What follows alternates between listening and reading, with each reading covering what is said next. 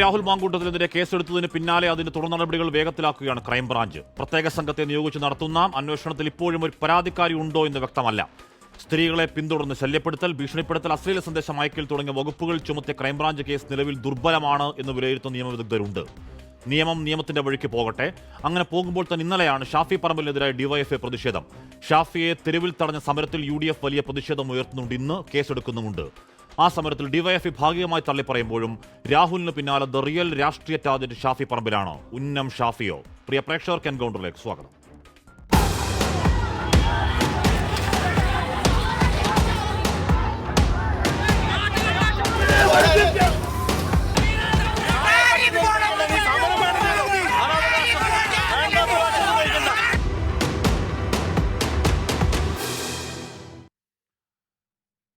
VK Sanoj, Sandeep Warrier, Shri VS Jithin, BJP VS Jithin Dev, Shri George Joseph എന്നിവർ. George Joseph, ഇവിടെ Rahul മാങ്കൂട്ടത്തിനെതിരെ crime branch കേസെടുത്തിരിക്കുന്നു. നമ്മളിപ്പോഴും അതിൽ സംസാരിക്കുന്നത് ധാർമ്മികതയുടെ അടിത്തറയിൽ നിന്നുകൊണ്ടാണ് സംസാരിക്കുന്നത്. ഒരു പൊതുപ്രവർത്തകൻ എങ്ങനെ ആയിക്കൂടാ എന്നതിന് ഉത്തമ ഉദാഹരണമാകുന്നുണ്ട്. പക്ഷേ അപ്പോഴും നമ്മൾ സംസാരിക്കുന്ന മോറൽ കോഡ് ഓഫ് കോണ്ടക്റ്റിലാണ്. ഈ പറയുന്ന രീതിയിൽ ഏതെങ്കിലും ഒരു പരാതിക്കാർ അവിടെ ഇപ്പോഴും വന്നിട്ടില്ല.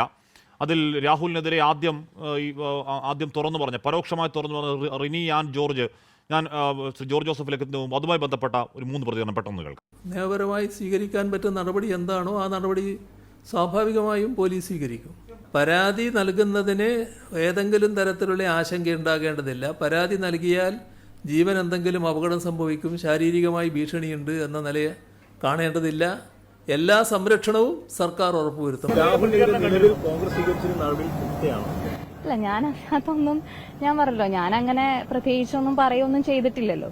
അപ്പൊ അതിനെക്കുറിച്ച് ഞാനിപ്പോ പറയാൻ ആഗ്രഹിക്കുന്നില്ല. ഇനി തീർച്ചയായിട്ടും പറയുന്നതായിരിക്കും. ഒരു പരാതിയില്ലാതെ, അതുപോലെ തന്നെ ഒരു തെളിവില്ലാതെ ഒരു കേസ് ആർക്കെതിരെ എടുത്താലും ആ കേസ് എങ്ങനെയാണ് നിലനിൽക്കുന്നത്? അത് കോടതിയിൽ നിലനിൽക്കില്ലല്ലോ. ജോർജ് ജോസഫ്, അങ്ങനെ ഒരു പരാതിക്കാർ ഇതുവരെ നമുക്കറിയില്ല. ഏതോ പരാതിക്കുള്ള ഇനി വരാനുണ്ട് എന്ന് പറയുന്നുണ്ട്. ഇനിയിപ്പം ഈ മുഖമുള്ള പരാതിക്കാർ, ഈ പറയുന്ന രാഹുൽ മാങ്കൂട്ടത്തിനെതിരെ ലൈംഗികമായ അത്തരം അതിക്രമങ്ങൾ നേരിട്ട മുഖമുള്ള പരാതിക്കാർ ഇല്ല എന്നതിനർത്ഥം പരാതിക്കാരില്ല എന്നുള്ളതല്ല, അവർ പുറത്തു വരാത്തതുമാകാം. പക്ഷെ നമ്മൾ നിയമത്തിന്റെ കണ്ണിൽ കൂടി നോക്കുമ്പോൾ ഈ ക്രൈംബ്രാഞ്ച് എടുത്ത കേസിന്റെ പോസിബിലിറ്റി, അതിന്റെ പ്രോബബിലിറ്റി എങ്ങനെയാണ് ശ്രീ ജോർജ് ജോസഫ്? ക്രൈംബ്രാഞ്ചിന് ഇങ്ങനെ ഒരു കേസ് എടുക്കാൻ കഴിയില്ല നിയമപരമായിട്ട്. എൻ്റെ വ്യക്തിപരമായ അഭിപ്രായമാണ്. കാരണം ഒരു 154 CRPC അല്ലെങ്കിൽ BNS അനുസരിച്ച് ഒരു പോലീസ് ഓഫീസർ, പോലീസ് സ്റ്റേഷൻ്റെ ചാർജുള്ള ഒരു ഓഫീസർക്ക് മാത്രമേ കേസെടുക്കാൻ കഴിയുള്ളൂ. ക്രൈംബ്രാഞ്ചിൻ്റെ ജോലി ലോക്കൽ പോലീസ് എടുക്കുന്ന കേസുകൾ വീണ്ടും കൂടുതലായ വ്യാപകമായ അന്വേഷണത്തിന് വേണ്ടി അത് ക്രൈംബ്രാഞ്ചിലേക്ക് ട്രാൻസ്ഫർ ചെയ്യും. ക്രൈംബ്രാഞ്ച് ട്രാൻസ്ഫർ ചെയ്യുന്ന കേസുകൾ അവിടെ രജിസ്റ്റർ ചെയ്യണമെന്നാണ്. ഞാൻ ക്രൈംബ്രാഞ്ച് അഡ്മിനിസ്ട്രേഷൻ്റെ DYSP ആയിട്ട് ഇരുന്ന ആളാണ്. കേരളത്തിലെ മുഴുവൻ ജൂറിസ്ഡിക്ഷനുള്ള ഒരാളായിട്ട് ഇരുന്നതാണ്. അപ്പം അവിടെ സോമോട്ടോ ആയിട്ട് കേസ് എടുക്കുന്ന ഏത് സാഹചര്യം എന്ന് പറഞ്ഞാൽ, ഇവിടുന്ന് ഒരു മർഡർ കേസ് അങ്ങോട്ട് ട്രാൻസ്ഫർ ചെയ്തു, ക്രൈംബ്രാഞ്ചിലേക്ക് ലോക്കൽ പോലീസ് എടുത്ത കേസ് അങ്ങോട്ട് ട്രാൻസ്ഫർ ചെയ്തു. അപ്പോൾ അവിടുത്തെ DYSP ആ കേസ് രജിസ്റ്റർ ചെയ്യും. ഒരു പുതിയ FIR കൂടെ എടുക്കും, പുതിയ FIR നമ്പർ വരും. അതിനുശേഷം അത് അവർ അന്വേഷിക്കും. ആ കേസുമായിട്ട് ബന്ധപ്പെട്ട് കണക്റ്റായിട്ട് കുറേ കേസുകൾ വന്നാൽ ആ കേസുകൾ അവിടെ തന്നെ രജിസ്റ്റർ ചെയ്യാം. ഇതാണ് അതിൻ്റെ പ്രൊവിഷൻ. പക്ഷേ ഇന്ത്യയിലെ ക്രിമിനൽ പ്രൊസീജിയർ കോഡിലനുസരിച്ച് ഇവിടെ ഒരു പോലീസ് ഓഫീസർ എന്ന് പറയുന്നത് ഒരു കേസെടുക്കാൻ കപ്പാസിറ്റിയുള്ള നിയമപരമായിട്ട് ഒരു പോലീസ് സ്റ്റേഷനിലെ SHOയ്ക്ക് മാത്രമേ ഉള്ളൂ. അതിനുശേഷം മാത്രമേ അത് ഹയറായിട്ട് ക്രൈംബ്രാഞ്ചിലേക്ക് ട്രാൻസ്ഫർ ചെയ്യാൻ പറ്റുള്ളൂ. ഇപ്പോൾ ഇവിടെ സോമോട്ടായിട്ട് അവിടെ ഒരു DYSP എടുത്തു കഴിഞ്ഞാൽ അത് വലിയ പ്രശ്നത്തിൽ തന്നെയാവും. കാരണം അതിന് അധികാരമില്ല. അങ്ങോട്ട് ട്രാൻസ്ഫർ ചെയ്ത് രജിസ്റ്റർ ചെയ്ത് കഴിഞ്ഞാൽ എടുക്കാം. അതുമായിട്ട് കണക്ട് ചെയ്ത് എത്ര കേസ് ഉണ്ടെങ്കിൽ അദ്ദേഹത്തിന് എടുക്കാം. ആ കേസ് ട്രാൻസ്ഫർ ചെയ്തതായിട്ട് കണക്ട് ചെയ്തിട്ട്. പക്ഷേ ഒരു ലോക്കൽ പോലീസ് SHO, ഇന്ത്യയിലെ നിയമം അങ്ങനെയാണ്. ഒരു SHOയുടെ അധികാരം അവർക്ക് പ്രാഥമികമായിട്ട് ഇല്ല എന്ന് പറയേണ്ടി വരും. അല്ല ജോർജ് ജോസഫ്, നമ്മൾ ഹേമ കമ്മിറ്റി റിപ്പോർട്ടിൽ നിരന്തരം ചോദിച്ചുകൊണ്ടിരുന്നത് ഒരു കൊഗ്നൈസബിൾ ഒഫൻസിനെ കുറിച്ചുള്ള അറിവുണ്ടായാൽ എന്തുകൊണ്ട് പോലീസ് കേസെടുക്കുന്നില്ല എന്നാണ് ആ ദിവസം നമ്മൾ ചോദിച്ചുകൊണ്ടിരുന്നത്. അതിന് സർക്കാരിനുമായി എന്താ പറയാ ഭാഗം പറയാൻ വരുന്നവർക്ക് മറുപടി ഉണ്ടായില്ല. ലാസ്റ്റ് കോടതി പോയിട്ടാണത് SIT ഉണ്ടാവുന്നത്, കേസെടുത്തു. പക്ഷേ കേസിന്റെ അധോഗതി എങ്ങനെയാണെന്ന് നമ്മൾ കാണുന്നുണ്ട്. ഇപ്പോൾ ജോർജ് ജോസഫ്, ആ യുക്തി ഇവിടെ ബാധകമല്ലേ? ഇപ്പൊ ആ സമയത്ത് കൊഗ്നൈസബിൾ ഒഫൻസിനെ കുറിച്ച് പോലീസിന് അറിവുണ്ടായിട്ട് പോലീസ് കേസെടുത്തില്ലെങ്കിൽ ഇവിടെ കൊഗ്നൈസബിൾ ഒഫൻസിനെ പോലീസിന് അറിവുണ്ട്. ഇല്ലില്ല, അത് രണ്ടും വ്യത്യാസമാണ്. പോലീസ് എടുക്കേണ്ടതാണ്. ഹേമ കമ്മിറ്റിയുടെ കേസ് എവിടെയാണത്? ലോക്കൽ പോലീസിനല്ലേ എടുത്തത്, അല്ല ക്രൈംബ്രാഞ്ചാണോ എടുത്തത്? അങ്ങനെ ഒരു അധികാരം ചാടി ക്രൈംബ്രാഞ്ചിന് ഇല്ല എന്ന് മനസ്സിലാക്കിക്കോളൂ. അല്ലല്ല, അവിടെയാണ് തെറ്റുന്നത്. പോലീസിനെ സോമോട്ടോ ആയിട്ട് കേസെടുക്കാമെന്നൊക്കെ ലോക്കൽ പോലീസിൽ കൊടുത്തിട്ട് അവിടുന്ന് രജിസ്റ്റർ ചെയ്തിട്ടാണ് വന്നിരിക്കുന്നത്. മുഴുവൻ കേസും അങ്ങനെയാണ്. ഹേമ കമ്മിറ്റിയുടെ മുഴുവൻ കേസ് പിന്നീടാണ് അത് റെഫർ ചെയ്യുന്നത്. അത് സ്പെഷ്യൽ ടീമിനെ ഏൽപ്പിക്കുകയാണ്. അല്ലാതെ ഒരു സ്പെഷ്യൽ ടീമിന് ഇന്ത്യയിൽ അല്ലെങ്കിൽ ഒരു ക്രൈം ബ്രാഞ്ചിന് നേരിട്ട് ഒരു കോഗ്നിസബിൾ ഒഫൻസ് ഒരു പോലീസോ SHOയുടെ അധികാരം അവർക്കില്ല. ഉള്ളത് എപ്പോഴാണ് ഒരു കേസ് ട്രാൻസ്ഫർ ചെയ്യുമ്പോൾ അധികാരമുണ്ട്. അവിടുത്താണ് അതിൻ്റെ വ്യത്യാസം. അതുകൊണ്ട് ക്രൈം ബ്രാഞ്ച് ഒരു DYSP എടുത്തു കഴിഞ്ഞാൽ ലോക്കൽ പോലീസിൻ്റെ അധികാരം ഉപയോഗിച്ചെടുക്കുന്ന FIRന് തുല്യതയില്ല. അതിന് നേരത്തെ പറഞ്ഞു ഇപ്പോഴും നമ്മൾ പറയുന്നത് ഈ റിനി ആൻസണ്ണി എന്ന് പറയുന്ന ആളാണ് രാഹുലിന്റെ പേര് പറഞ്ഞില്ലെങ്കിലും ഹൂ കേസ് എന്ന രാഹുലിലേക്ക് വിരൽ ചൂണ്ടുന്ന രീതിയിൽ ഉള്ള പരാമർശങ്ങൾ നടത്തി ആദ്യം രംഗത്ത് വരുന്നത്. പിന്നീട് ഈ ഹണി ഭാസ്കരൻ എന്ന് പറയുന്ന എഴുത്തുകാരി വന്നു. പക്ഷേ ഹണി ഭാസ്കരൻ പറയുന്നതിനകത്ത് ഈ പറയുന്ന പ്രശ്നങ്ങളൊന്നുമില്ല. ഏതെങ്കിലും തരത്തിൽ ലൈംഗിക അപ്രോച്ച് നടത്തി എന്ന പരാമർശമൊന്നും അതിലില്ല. ബാക്കി ഹണി ഭാസ്കരൻ പറഞ്ഞ് ഹിയർസേ ആയിട്ടുള്ള കാര്യങ്ങൾ പറയുകയാണ്. ആ നിയമത്തിൻ്റെ അടിസ്ഥാനത്തിൽ എത്ര നിൽക്കുമെന്ന് അറിയില്ല. ഇനി റിനി ആൻസണ്ണി എന്ന് പറയുന്ന നടി ഇന്ന് സംസാരിക്കുമ്പോഴും ഞാൻ അങ്ങനെയൊന്നും പറഞ്ഞിട്ടില്ലല്ലോ, അത് എന്താ വരട്ടെ നോക്കാം എന്നൊക്കെ പറഞ്ഞ് ഇപ്പോഴും ഏതെങ്കിലും തരത്തിൽ ഒരു പരാതിക്കാരി എന്ന സ്റ്റാറ്റസിലേക്ക് വരുന്നു എന്ന സൂചന അവർ നൽകുന്നില്ല. ശ്രീ ജോർജ് ജോസഫ്, നമ്മൾ ഇപ്പം നിയമത്തിൻ്റെ കണ്ണിൽ അന്വേഷണത്തിൻ്റെ പരിധിയിൽ നമ്മൾ ഈ പറഞ്ഞ ധാർമ്മികത നിലനിൽക്കില്ല. അതിന് തെളിവുകൾ വേണം, അതിന് പരാതിക്കാർ വേണം. ഇപ്പോൾ ക്രൈംബ്രാഞ്ച് കേസെടുത്ത് മുന്നോട്ടേക്ക് പോകുമ്പോൾ ഇനിയൊരു പരാതിക്കാരി എന്നെ രാഹുൽ ഇത്തരത്തിൽ ഉപദ്രവിച്ചു എന്ന് പറയാൻ ധൈര്യപ്പെടാത്തിടത്തോളം കാലം എന്താകും ആ കേസിൻ്റെ കോടതിയിലേക്ക് എത്തുമ്പോഴുള്ള ഭാവി? കാര്യം ഇപ്പോൾ ചുമത്തിരിക്കുന്ന കുറ്റങ്ങൾ എന്താണ്? ഈ പറഞ്ഞ അശ്ലീല ചാറ്റ് നടത്തി, രണ്ടാമത്തെ കാര്യം സ്റ്റോക്ക് ചെയ്തു, പിന്നാലെ നടന്ന് ശല്യപ്പെടുത്തി എന്നൊക്കെയുള്ള വകുപ്പുകളാണ്. അതിന് നേർക്കുന്നവർ അനുഭവിച്ച ഒരാളോട് ഉണ്ടാവണ്ടേ ജോർജ് ജോസഫ്? അല്ല, എനിക്ക് മനസ്സിലാകുന്നില്ല ഒരു പരാതിക്കാരി ഇല്ലാതെ എങ്ങനെയാണ് ഒരു കേസ് എടുക്കുന്നത്. സോമോട്ടായിട്ട് കേസ് എടുക്കാൻ അധികാരം ലോക്കലിലെ SHOയ്ക്ക് മാത്രമേ ഉള്ളൂ, ക്രൈംബ്രാഞ്ചുകാർക്കില്ല. അത് മനസ്സിലാക്കണമെന്ന് ഇത് വ്യത്യസ്തമായ കാര്യമാണ് ഞാൻ ഈ പറയുന്നത്. അതുപോലെ തന്നെ നമ്മളൊരു കാര്യം ആലോചിച്ചോളൂ, ഇന്ത്യയിലെ ഓരോ പോലീസ് സ്റ്റേഷനിലും ഒരു 4-5 വില്ലേജ് ഓഫീസ് റവന്യൂൻ്റെ പരിധി വരുന്നിടത്ത് ഒരു പോലീസ് സ്റ്റേഷൻ ഇരിക്കുകയാണ്. അവിടെ ഇപ്പോൾ ഞാൻ വന്ന് ഗോപാലിനെ കൊന്നത് തങ്കപ്പനാണെന്ന് പറഞ്ഞൊരു FIR ഇട്ട്, അപ്പോൾ ഗോപാലിനെ കൊണ്ട തങ്കപ്പനല്ല അത് സന്തോഷമാണെന്ന് പറഞ്ഞ് ക്രൈംബ്രാഞ്ച് ഒരു FIR. അങ്ങനെയാണ് പറ്റുമോ? ഇന്ത്യയിൽ എവിടെയെങ്കിലും കേട്ടിട്ടുണ്ടോ അത്? അതല്ലേ ഇവിടെ സംഭവിക്കുന്നത്. അങ്ങനെയല്ല. അത് ക്രൈംബ്രാഞ്ചിൻ്റെ ഇതുപോലെ സ്പെഷ്യൽ ടീമിൻ്റെ ഉത്തരവാദിത്വം ലോവർ കോടതിയിൽ ലോവർ പോലീസ് സ്റ്റേഷനിൽ എടുത്തിരിക്കുന്ന ഒരു കേസ് ട്രാൻസ്ഫർ ചെയ്യും മാത്രമേ അവർക്ക് പറ്റൂ. അല്ലാതെ ഒരു SHOയുടെ അധികാരം അവർക്കില്ല. അത് മനസ്സിലാക്കണം. അത് പലരും ഇതുവരെ മനസ്സിലാക്കിയിട്ടില്ല. ക്രൈംബ്രാഞ്ചിലും അത് പലർക്കും അറിയില്ല. അതുകൊണ്ട് തെറ്റായ ഒരു നിയമോപദേശം എന്ന് തന്നെ ഞാൻ പറയുന്നത്. അതുകൊണ്ടാണ് അങ്ങനെ എടുക്കാനുള്ള അധികാരം ആ DYSPക്ക് ഇല്ല എന്നാണ് ഞാൻ പറയുന്നത്. അതുകൊണ്ടാണ് ഈ ഒരു കേസിനെ സംബന്ധിച്ചിടത്തോളം പ്രത്യേകിച്ച് ഇതിനൊരു വാദിയില്ല. വാദി ഒരു കേസിനും ഇല്ല. അത് ആബന്ധിക എന്ന് പറയുന്ന സ്ത്രീ അവർ ഞങ്ങൾ തമ്മിൽ സൗഹൃദമുണ്ട് എന്ന് മാത്രമല്ല, ഞങ്ങൾ തമ്മിൽ അതിനകത്ത് അങ്ങനെ എന്നോട് മോശമായിട്ട് പ്രവർത്തിച്ചിട്ടില്ല എന്ന് ആബന്ധിക പറഞ്ഞു. അടുത്ത രണ്ടാമത് റിനി, അവരാരെയും പേര് പറഞ്ഞിട്ടില്ല, അവരൊരു ഒഫൻസും റിലീവ് ചെയ്തിട്ടില്ല. മൂന്നാമത് ഹണി ഭാസ്കർ, അവരാരും ഇങ്ങേരുടെ പേര് ഒന്നും പറഞ്ഞില്ല. പിന്നെ എങ്ങനെയാണ് ഒരു കേസ് എടുക്കുക? എനിക്ക് മനസ്സിലാകുന്നില്ല. ആ പോലീസ് ഉദ്യോഗസ്ഥൻ പെൻഷൻ വാങ്ങിക്കത്തില്ല എന്ന് ഞാൻ പറയും. അല്ല, ഹാഫിസ് എന്ന് പറയുന്ന ഒരു പരാതിക്കാരനുണ്ട് അവിടെ. പരാതിക്കാരും ഹാഫിസ് ഹാഫിസ് എന്ന് പറയുന്ന ഒരു പരാതിക്കാരനുണ്ട്. അയാളുടെ പേര് ഇല്ല. അങ്ങനെ ഒരു പരാതിക്കാരന് നേരിട്ട് അയാളെ ഇൻറ്റിമിഡേറ്റ് ചെയ്യുകയോ അങ്ങനെ ഏതെങ്കിലും ഒരു പരാതി ഉണ്ടോ? അങ്ങനെ കേസെടുക്കാൻ പറ്റില്ല. കാരണം നേരിട്ട് പറയണം. ഈ 3 പേരല്ലാതെ ഇതുവരെ ആരും രംഗത്ത് വന്നില്ല. ഇൻഡയറക്റ്റ് ആയിട്ട് ഞാൻ ആഷിമിനെ ഒരാൾ ചീത്ത വിളിച്ചെന്ന് പറഞ്ഞാൽ എനിക്ക് പോയി പരാതി പെടാൻ നോക്കുമോ? പറയാൻ പറ്റില്ല. അത് ആഷിമിന് തന്നെ പറ്റുള്ളൂ. അവിടെയാണ് അതിന്റെ വ്യത്യാസം. നമ്മുടെ സംസ്ഥാനത്ത് ഒരു ക്രൈം നടന്നാൽ അതിൽ യഥാർത്ഥ പരാതിക്കാരൻ ആരാണ്? അതിൽ യഥാർത്ഥ പരാതിക്കാരൻ സ്റ്റേറ്റ് ആണ്, അല്ലേ? സ്റ്റേറ്റ് ആണ് ആ ഇരയ്ക്ക് വേണ്ടി വാദിക്കുക. അപ്പോൾ ഇത്രത്തോളം ആരോപണം ഉയരുമ്പോൾ സ്റ്റേറ്റ് എന്ത് ചെയ്തു എന്നൊരു ചോദ്യം ഉണ്ടാകുമ്പോൾ ഞങ്ങൾ കേസെടുത്തു എന്ന് സ്റ്റേറ്റിന് മറുപടി പറയാൻ പറ്റും? ഇല്ല, പറ്റത്തില്ല. കാരണം സോമോട്ടയുടെ SHO എടുക്കട്ടെ, ഏതെങ്കിലും പോലീസ് സ്റ്റേഷൻ എടുക്കട്ടെ ധൈര്യം ഉണ്ടെങ്കിൽ. അല്ല, ക്രൈംബ്രാഞ്ച് DYSP അല്ലേ എടുക്കണ്ടേ? അയാൾക്ക് അധികാരമില്ലെന്നാണ് ഞാൻ പറയുന്നത്. ലോക്കൽ പോലീസ് എടുക്കട്ടെ, സോമോട്ടോടെ എടുക്കട്ടെ, നമുക്ക് മനസ്സിലാക്കാം. അങ്ങനെയല്ല. ഇന്ത്യയിൽ ഇപ്പം ഇവിടെ ഒരു മർഡർ ഉണ്ടായെങ്കിൽ അയാളുടെ മകൻ ഇപ്പോൾ കൽക്കട്ടയിലാണെങ്കിൽ കൽക്കട്ടയിൽ ഇരുന്നുകൊണ്ട് അയാൾക്ക് അവിടെ 0 FIR എടുക്കാം. അവിടെ പറഞ്ഞ് എൻ്റെ അമ്മ അവിടെ കൊന്നിട്ടുണ്ടെന്ന് പറഞ്ഞ് അവിടെ ഒരു കേസെടുത്ത് ആ FIR ഇങ്ങോട്ട് ട്രാൻസ്ഫർ ചെയ്യാം. അതാണ് പുതിയ അങ്ങനെയാണ്. പക്ഷേ നിയമോപദേശം കൂടി ഉണ്ട് എന്നാണ് പറയുന്നത്. നമുക്ക് നോക്കാം എന്താണ്. ശരി, ശ്രീ സനോജ്, അവിടെ രാഹുൽ മാങ്കൂത്തിനെതിരെ ക്രൈംബ്രാഞ്ച് കേസെടുത്തിട്ടുണ്ട്. ക്രൈംബ്രാഞ്ചിന് കേസെടുക്കാൻ കഴിയില്ല എന്നാണ് മുൻ SP കൂടിയ ശ്രീ ജോർജ് ജോസഫ് പറയുന്നത്. അദ്ദേഹം അതിന് എന്താണ് നിയമപരമായ സങ്കീർണതകളെ പറ്റിയാണ് പറയുന്നത്. കേസെടുക്കേണ്ട SHO ആണ് എന്നാണ് പറയുന്നത്. ഹേമ കമ്മിറ്റി റിപ്പോർട്ടിലടക്കം അങ്ങനെ കേസെടുക്കാതിരുന്നൊക്കെ നമ്മൾ കണ്ടു. പോട്ടെ, നിയമത്തിൻ്റെ വഴിക്ക് പോകട്ടെ. ഇവിടെ ഇന്നലെ നിങ്ങൾ ഷാഫി പറമ്പിലിനെതിരെ DYFIയുടെ പ്രതിഷേധം അവിടെ കണ്ടു. എന്തുകൊണ്ടാണ് ശ്രീ സനോജ് നിങ്ങൾ പ്രതിഷേധത്തിന്റെ കുന്തമുന ഈ സമയം ഷാഫിക്കെതിരെ തിരിക്കുന്നത്? ഷാഫിയെ തെരുവിൽ തടയുമ്പോൾ DYFIക്ക് ഷാഫിയോടുള്ള ചോദ്യം എന്താണ്? ഒരു മുദ്രാവാക്യം എന്താണ് ശ്രീ സനോജ്? അല്ല, ഷാഫിയെ ഇന്നലെ തടഞ്ഞു എന്ന് പറയുന്ന ആരോപണവുമായി ബന്ധപ്പെട്ട് വളരെ കൃത്യമായിട്ടും ഞങ്ങളുടെ സംസ്ഥാന പ്രസിഡന്റ് കോഴിക്കോട് വെച്ച് മാധ്യമങ്ങളെ കണ്ട് അതിൻ്റെ നിലപാട് വ്യക്തമാക്കിയതാണ്. ഷാഫിക്കെതിരായി വഴിതടയൽ സമരം ഞങ്ങൾ ആഹ്വാനം ചെയ്തിട്ടില്ല. പക്ഷേ രാഹുൽ മാങ്കൂട്ടം എന്ന് പറയുന്ന ഒരു MLA അദ്ദേഹത്തിൻ്റെ അധികാരവും പദവിയും എല്ലാം ഉപയോഗപ്പെടുത്തി നടത്തിയിട്ടുള്ള ക്രൈം, അത് 24 ഉൾപ്പെടെയുള്ള ചാനലുകൾ ആ ക്രൈമിന് ഇരയായിട്ടുള്ള ആളുകളുമായിട്ട് നിങ്ങൾ മുഖം കാണിക്കാതെ ഇൻ്റർവ്യൂ നടത്തി നിങ്ങളൊക്കെ പ്രക്ഷേപണം ചെയ്ത കാര്യങ്ങളെല്ലാം ഇവിടെ ഉണ്ടല്ലോ. അപ്പം അങ്ങനെയെല്ലാമുള്ള അങ്ങേയറ്റത്തെ നമുക്ക് അംഗീകരിക്കാൻ കഴിയാത്ത ഒരു ക്രൈം ചെയ്ത ആളെ പരസ്യമായി ന്യായീകരിക്കാൻ വേണ്ടിയിട്ട് ഒരു ജനപ്രതിനിധി വരികയാണ്. ആ ജനപ്രതിനിധിയുടെ പേരാണ് ഷാഫി പറമ്പിൽ MP. ആ ഷാഫി പറമ്പിൽ MPക്കെതിരായിട്ട് വ്യാപകമായിട്ടുള്ള പ്രതിഷേധം ആ ഘട്ടത്തിൽ എല്ലായിടത്തുനിന്നും ഉയർന്നു വന്നിട്ടുണ്ട്. അപ്പോൾ സ്വാഭാവികമായിട്ടും അയാൾ അവിടെ വടകരയിൽ എത്തിയപ്പോൾ അവിടെയുള്ള DYFIയുടെ അനുഭാവികളും പ്രവർത്തകരൊക്കെ ആയിട്ടുള്ള ആളുകൾ അവിടെ പ്രതിഷേധിച്ചിട്ടുണ്ട്. പക്ഷേ ഞങ്ങളുടെ ഒരു തീരുമാനപ്രകാരമുള്ള ഒരു പ്രതിഷേധമായിരുന്നില്ല. ഞങ്ങൾ ഇതിൻ്റെ പ്രതിഷേധത്തിൻ്റെയും ഈ പ്രതികരണത്തിൻ്റെ എല്ലാം കുന്തമുന ഏറ്റവും പ്രധാനമായിട്ടും നീട്ടിയിട്ടുള്ളത് രാഹുൽ മാങ്കൂട്ടത്തിന് നേരെ തന്നെയാണ്. പക്ഷേ സനോജ്, ഇവിടെ അവിടെ DYFI Vadakara block secretary MK Vikesh അടക്കം ഇതിൽ ഈ മറ്റേ ഷാഫിയെ തടഞ്ഞതിൽ പ്രതിയാണ്. അറസ്റ്റിലായി ജാമ്യത്തിൽ പോയവരൊക്കെ DYFI പ്രവർത്തകരാണ്.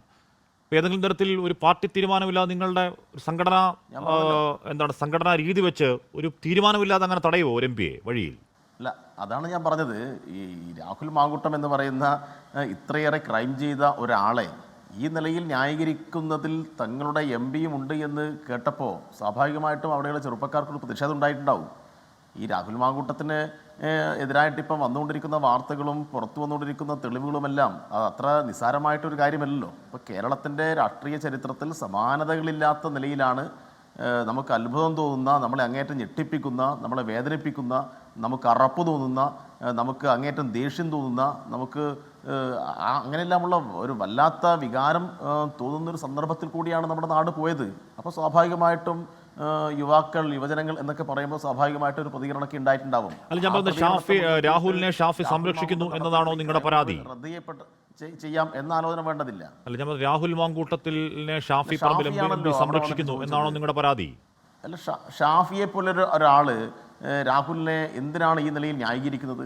രാഹുൽ തന്നെ രാഹുലിനെതിരായിട്ട് വന്ന ഈ തെളിവും വാർത്തയും കണ്ട് അന്തം വിട്ട് നിൽക്കുകയാണ്. രാഹുൽ തന്നെ ഏതെങ്കിലും ആളുകൾക്കെതിരെ കേസ് കൊടുത്തിട്ടുണ്ടോ? എന്നാൽ പിന്നെ രാഹുൽ പറയട്ടെ, എൻ്റെ സംഭാഷണമല്ല അത് കെട്ടിച്ചമച്ച സംഭാഷണമാണ്.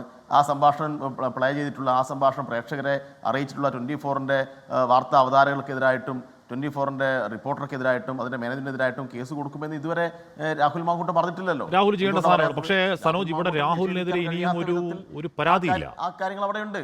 തികച്ചും സാങ്കേതികമാണെങ്കിൽ പോലും രാഹുലിനെതിരെ ഇപ്പോഴും ഒരു പരാതി ക്രൈംബ്രാഞ്ചിന് മുന്നിലില്ല. പരാതിയുള്ള ഒരു പരാതിക്കാരി, അതിലൊരു അന്വേഷണ സംഘം, രേഖകളും തെളിവുകളും പരിശോധന, അന്വേഷണം പൂർത്തിയാക്കി കുറ്റപത്രം സമർപ്പിച്ചൊരു കേസിലെ പ്രതി നിങ്ങളുടെ കൂടെയുണ്ട്. നിങ്ങൾ സംരക്ഷിക്കുകയാണ്. നിങ്ങൾക്ക് എങ്ങനെയാണ് ആ കോസ് ഉയർത്തി ഷാഫിക്കെതിരെ സംസാരിക്കാൻ ധാർമ്മികമായി കഴിയുക? സനോജ്, ഞങ്ങൾ പറഞ്ഞല്ലോ, കേരളത്തിൻ്റെ രാഷ്ട്രീയ ചരിത്രത്തിൽ സമാനതകളില്ലാത്ത ഒരു സംഭവമാണ് രാഹുൽ മാങ്കൂട്ടത്തിൻ്റെ ഭാഗമായിട്ട് ഉയർന്നു വന്നത്. നേരത്തെ ഉയർന്നു വന്ന നിരവധി കാര്യങ്ങളുണ്ട്. അത് UDFൻ്റെ ഭാഗത്തു നിന്നുണ്ട്, ഇടതുപക്ഷത്തിൻ്റെ ഭാഗമായിട്ടും ഉണ്ടായിട്ടുള്ള ആരോപണങ്ങളുണ്ട്. അത് ഞാൻ നിഷേധിക്കുന്നില്ല. പക്ഷേ അതെല്ലാം ഒരു വ്യക്തിയെ കേന്ദ്രീകരിച്ചതായിരുന്നു, അല്ലെങ്കിൽ രണ്ട് വ്യക്തികൾ തമ്മിലുള്ള ബന്ധത്തിൽ വന്നിട്ടുള്ള വിള്ളൽ, അതുമായി ബന്ധപ്പെട്ട പ്രശ്നങ്ങളൊക്കെയാണ് അവിടെയെല്ലാം ഉണ്ടായിട്ടുള്ള കാര്യം. ഇതങ്ങനെയല്ല. ഇത് ഒരു ദിവസം ഒരു പെൺകുട്ടി പറയുന്നു എന്നോട് മോശമായി പെരുമാറിയെന്ന് പറയുന്നു. അതിനെ തുടർന്ന് വേറൊരു പെൺകുട്ടി പറയുന്നു എന്നെ പ്രണയം നടിച്ച് വിവാഹ വാഗ്ദാനം നൽകി പീഡിപ്പിച്ച് ഗർഭിണിയാക്കി, എന്നിട്ട് ആ ഗർഭചിത്രം നടത്താൻ വേണ്ടിയിട്ട് എന്നെ പ്രേരിപ്പിച്ചു എന്ന് പറയുന്നു. വേറൊരു പെൺകുട്ടി വന്നിട്ട് അതിനേക്കാൾ മോശമായിട്ട് ചില കാര്യങ്ങൾ പറയുന്നു. അപ്പോൾ ഇതിങ്ങനെ ഒരു ചെയിനായിട്ട് വരികയാണ്. അപ്പോൾ ഇത് വളരെ ആസൂത്രിതമായി നടത്തിയിട്ടുള്ളൊരു ക്രൈം, ഒരു ക്രിമിനലാണ്. ആ ക്രിമിനലിനെ മറ്റേതെങ്കിലും ഒരു സംഭവമായി താരതമ്യപ്പെടുത്താൻ വേണ്ടി കഴിയുകയില്ല. അല്ല സനോജ്, നമ്മൾ ഉറപ്പായും ധാർമ്മികത മാത്രമാണ് സംസാരിക്കുന്നത്. ധാർമ്മികത സംസാരിക്കണം. ധാർമ്മിക മാത്രമല്ല, പൊതുപ്രവർത്തകൻ എങ്ങനെ ആവരുത് എന്നതൊരു ഉദാഹരണം കൂടിയാവുന്നുണ്ട് രാഹുൽ മാങ്കൂട്ടത്തിൽ. പക്ഷെ ഇപ്പോഴും നമ്മുടെ മുന്നിൽ ഈ പറയുന്ന ആ ശബ്ദ സന്ദേശമുണ്ട്. അതിൽ പൊറുക്കാനാവാത്ത വാക്കുകൾ, അപരാധം പറയുന്നുണ്ട് രാഹുൽ മാങ്കൂട്ടത്തിൽ. പക്ഷേ ഇപ്പോഴും ആ പരാതിക്കാരി ആരാണെന്ന് നമുക്ക് ആർക്കും അറിയില്ല. അത് സനോജിനും അറിയില്ല, എനിക്കും അറിയില്ല, പാനലിരിക്കുന്ന ആർക്കും അറിയില്ല, പോലീസിനും അറിയില്ല. നിലവിൽ ഇപ്പോഴത്തെ അവസ്ഥയിൽ ഈ പറയുന്ന സ്ക്രീൻഷോട്ടുകളുടെ അപ്പുറം എന്താണ്, സ്ക്രീൻഷോട്ടുകൾ ആരാണ് എന്ന് നമുക്കിപ്പോഴും അറിയില്ല. സനോജ്, അല്ല, ഞാൻ ചോദ്യം പൂർത്തിയായിക്കോട്ടെ. നമുക്ക് മുന്നിലുള്ള രണ്ട് പ്രധാനപ്പെട്ട, ഒന്ന് ഈ ഹണി ഭാസ്കർ എന്ന് പറയുന്ന പ്രവാസിയാണ്. അത് ഈ പറഞ്ഞ നേരിട്ട് ആട്രിബ്യൂട്ട് ചെയ്യുന്ന, അല്ല, രണ്ട് സിനി എന്താണ് ആ നടിയാണ്. ആ നടി ഇപ്പോഴും പരാതിക്ക് തയ്യാറാവുന്നില്ല. ഇതൊന്നും രാഹുലിനുള്ള ന്യായീകരണമല്ല. കാര്യം രാഹുൽ ഒരു പൊതുപ്രവർത്തകൻ എങ്ങനെയാവരുത് എന്നത് തെളിയിച്ചു കഴിഞ്ഞു.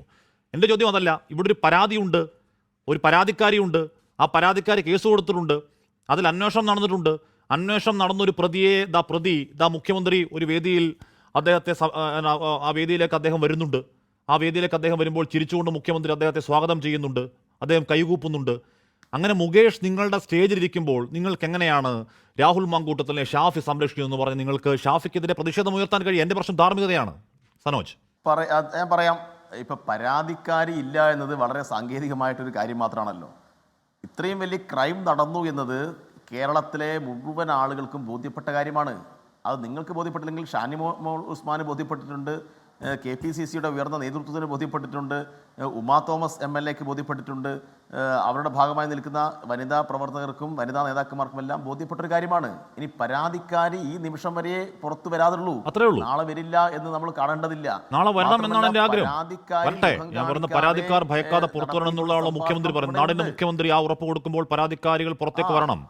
പക്ഷെ നിലവിൽ നമ്മുടെ മുന്നിൽ ഇപ്പോഴും ഒരു പരാതിക്കാരി ഇല്ല എന്നുള്ളത് നിയമത്തിന്റെ വസ്തുതയാണ്. നിയമത്തെ അതുകൊണ്ടാണ് സാങ്കേതികമായി ശ്രീ ജോർജ് ജോസഫ് ഈ ക്രൈംബ്രാഞ്ചിന്റെ പരാതിയുടെ അസ്തിത്വം എത്രത്തോളം ഉണ്ട് എന്ന് സംശയിക്കും. നമ്മുടെ പ്രശ്നം സാങ്കേതികതയല്ല, നമ്മുടെ പ്രശ്നം ധാർമ്മികതയാണ്. അതേ ധാർമ്മികതയാണ് ചോദിക്കുന്നത്. പക്ഷെ പരാതിക്കാരി ഉള്ള കേസിലെ ഒരു പ്രതി നിങ്ങളുടെ കൂടി ഇരിക്കുക. നിയമപരമായ പരാതിക്കാരി ഉള്ള പ്രതി എന്ന് പറയുമ്പോൾ സ്വാഭാവികമായിട്ടും ആ പരാതിക്കാരി ഇപ്പോൾ എവിടെയാണ് ഉള്ളതെന്ന് കൂടി ആലോചിക്കണം. ആ പരാതിക്കാരുടെ പേരിൽ ഇപ്പോൾ സമീപകാലത്തെടുത്ത കേസ് എന്തായിരുന്ന കാര്യം നമ്മൾ ചർച്ച ചെയ്യണം. അല്ല, അതെങ്ങനെയാണ്? സ്വന്തം കുടുംബത്തിലെ ഒരു പെൺകുട്ടിയെ സെക്സ് റാക്കറ്റിന് കാഴ്ചവെച്ചിട്ട് കുടുംബത്തിൽപ്പെട്ട ആളുകൾ ഉൾപ്പെടെ കേസ് കൊടുത്തിട്ട് ജയിലിൽ കിടക്കുകയാണ്. അല്ല സനോജി, അത് ന്യായമല്ല. കുറിച്ച് പറയുന്നത് ആ സ്ത്രീ മറ്റൊരു കേസിലെ പ്രതിയാണെന്ന് കരുതി ആ സ്ത്രീയെ പീഡിപ്പിക്കാമെന്ന് യുക്തി ഉണ്ടാക്കാമോ? ന്യായമില്ല.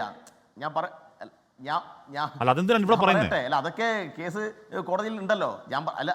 ആ ന്യായം ഇവർ പറയുകയാണെങ്കിൽ ജയിലിൽ കിടന്ന വിൻസെന്റിനെ ഇവരെന്താ സ്വീകരിച്ചത്?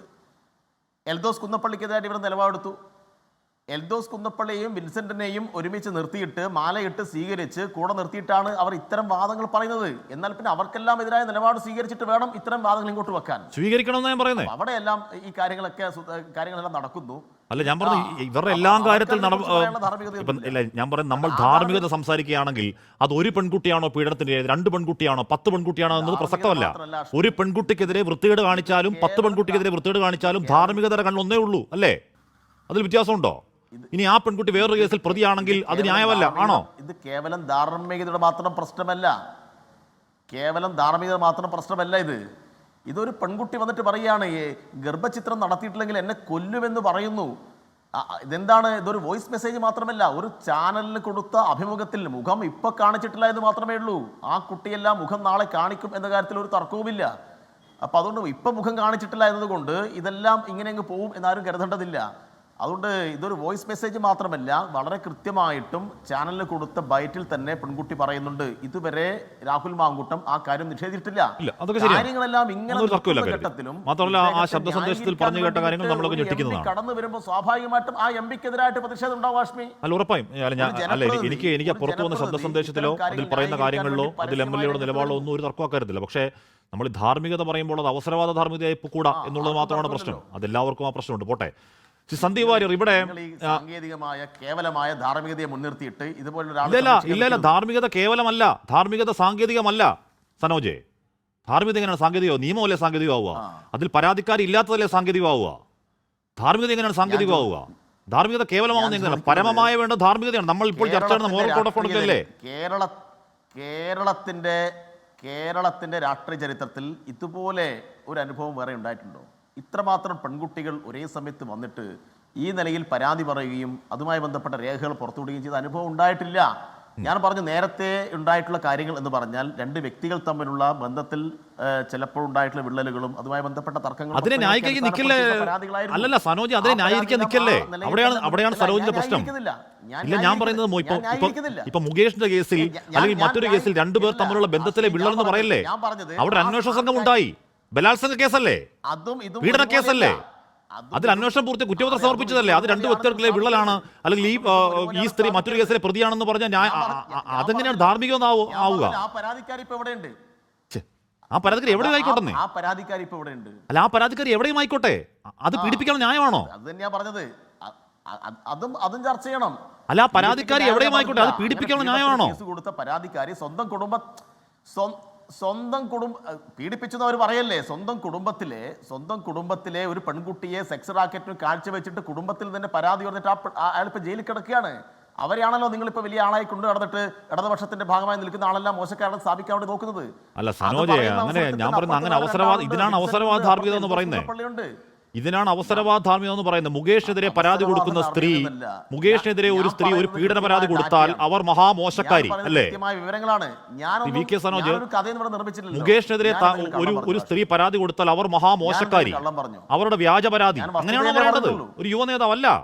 നമ്മൾ ധാർമ്മികമായി ഡബിൾ സ്റ്റാൻഡ് എടുക്കാൻ പാടുണ്ടോ? ഞാൻ വസ്തുതയാണ് പറഞ്ഞത്. ഡബിൾ സ്റ്റാൻഡ് അല്ല. ഞാൻ പറഞ്ഞ എന്തെങ്കിലും കളവുണ്ടോ? അല്ല, അത് കളവില്ല. പക്ഷേ ഇത് കുറ്റപത്രം സമർപ്പിച്ച ഒരു കേസിൽ ഈ പരാതിക്കാരി മറ്റെന്തെങ്കിലും കുറ്റകൃത്യം ചെയ്തു എന്നത് ഇത് ചെയ്യാനുള്ള ന്യായമാണെന്ന് പറയല്ലേ? തെറ്റാണ്. ചെയ്യാനുള്ള ന്യായമാണെന്ന് പറഞ്ഞിട്ടില്ല. അങ്ങനെ ഒരു പരാതി ഉയർന്നു വന്നപ്പോൾ ആ പരാതിക്കാരിയുടെ ഇപ്പോഴത്തെ നില കൂടി ഞാൻ ഇവിടെ സന്ദർഭിക്കാൻ സൂചിപ്പിച്ചതാണ്. അത് കേൾക്കുന്ന ആൾക്ക് മനസ്സിലാവും, വാഷ്മിക്ക് മനസ്സിലായിട്ടില്ലെങ്കിൽ. ഓക്കെ സന്ദീപ് വാര്യർ, ഇവിടെ നമുക്കറിയാം, ഇവിടെ രാഹുൽ മാങ്കൂട്ടത്തിലും ഷാഫി പറമ്പിലും എത്രമാത്രം സൗഹൃദമുള്ളവരാണെന്നും ബോണ്ടാണെന്നുള്ളതും, പാലക്കാട് രാഹുൽ മാങ്കൂട്ടത്തിൽ വന്നതിൽ ഷാഫിയുടെ എഫർട്ട് എത്രയാണെന്നുള്ളതും, രാഹുൽ മാങ്കൂട്ടത്തിലെ പാലക്കാട് പരിചയപ്പെടുത്തൽ ഷാഫിയുടെ എഫർട്ട് എത്രയാണെന്നുള്ളതും ഒക്കെ നമുക്കറിയാവുന്ന, എല്ലാവർക്കും അറിയാവുന്ന കാര്യമാണ്.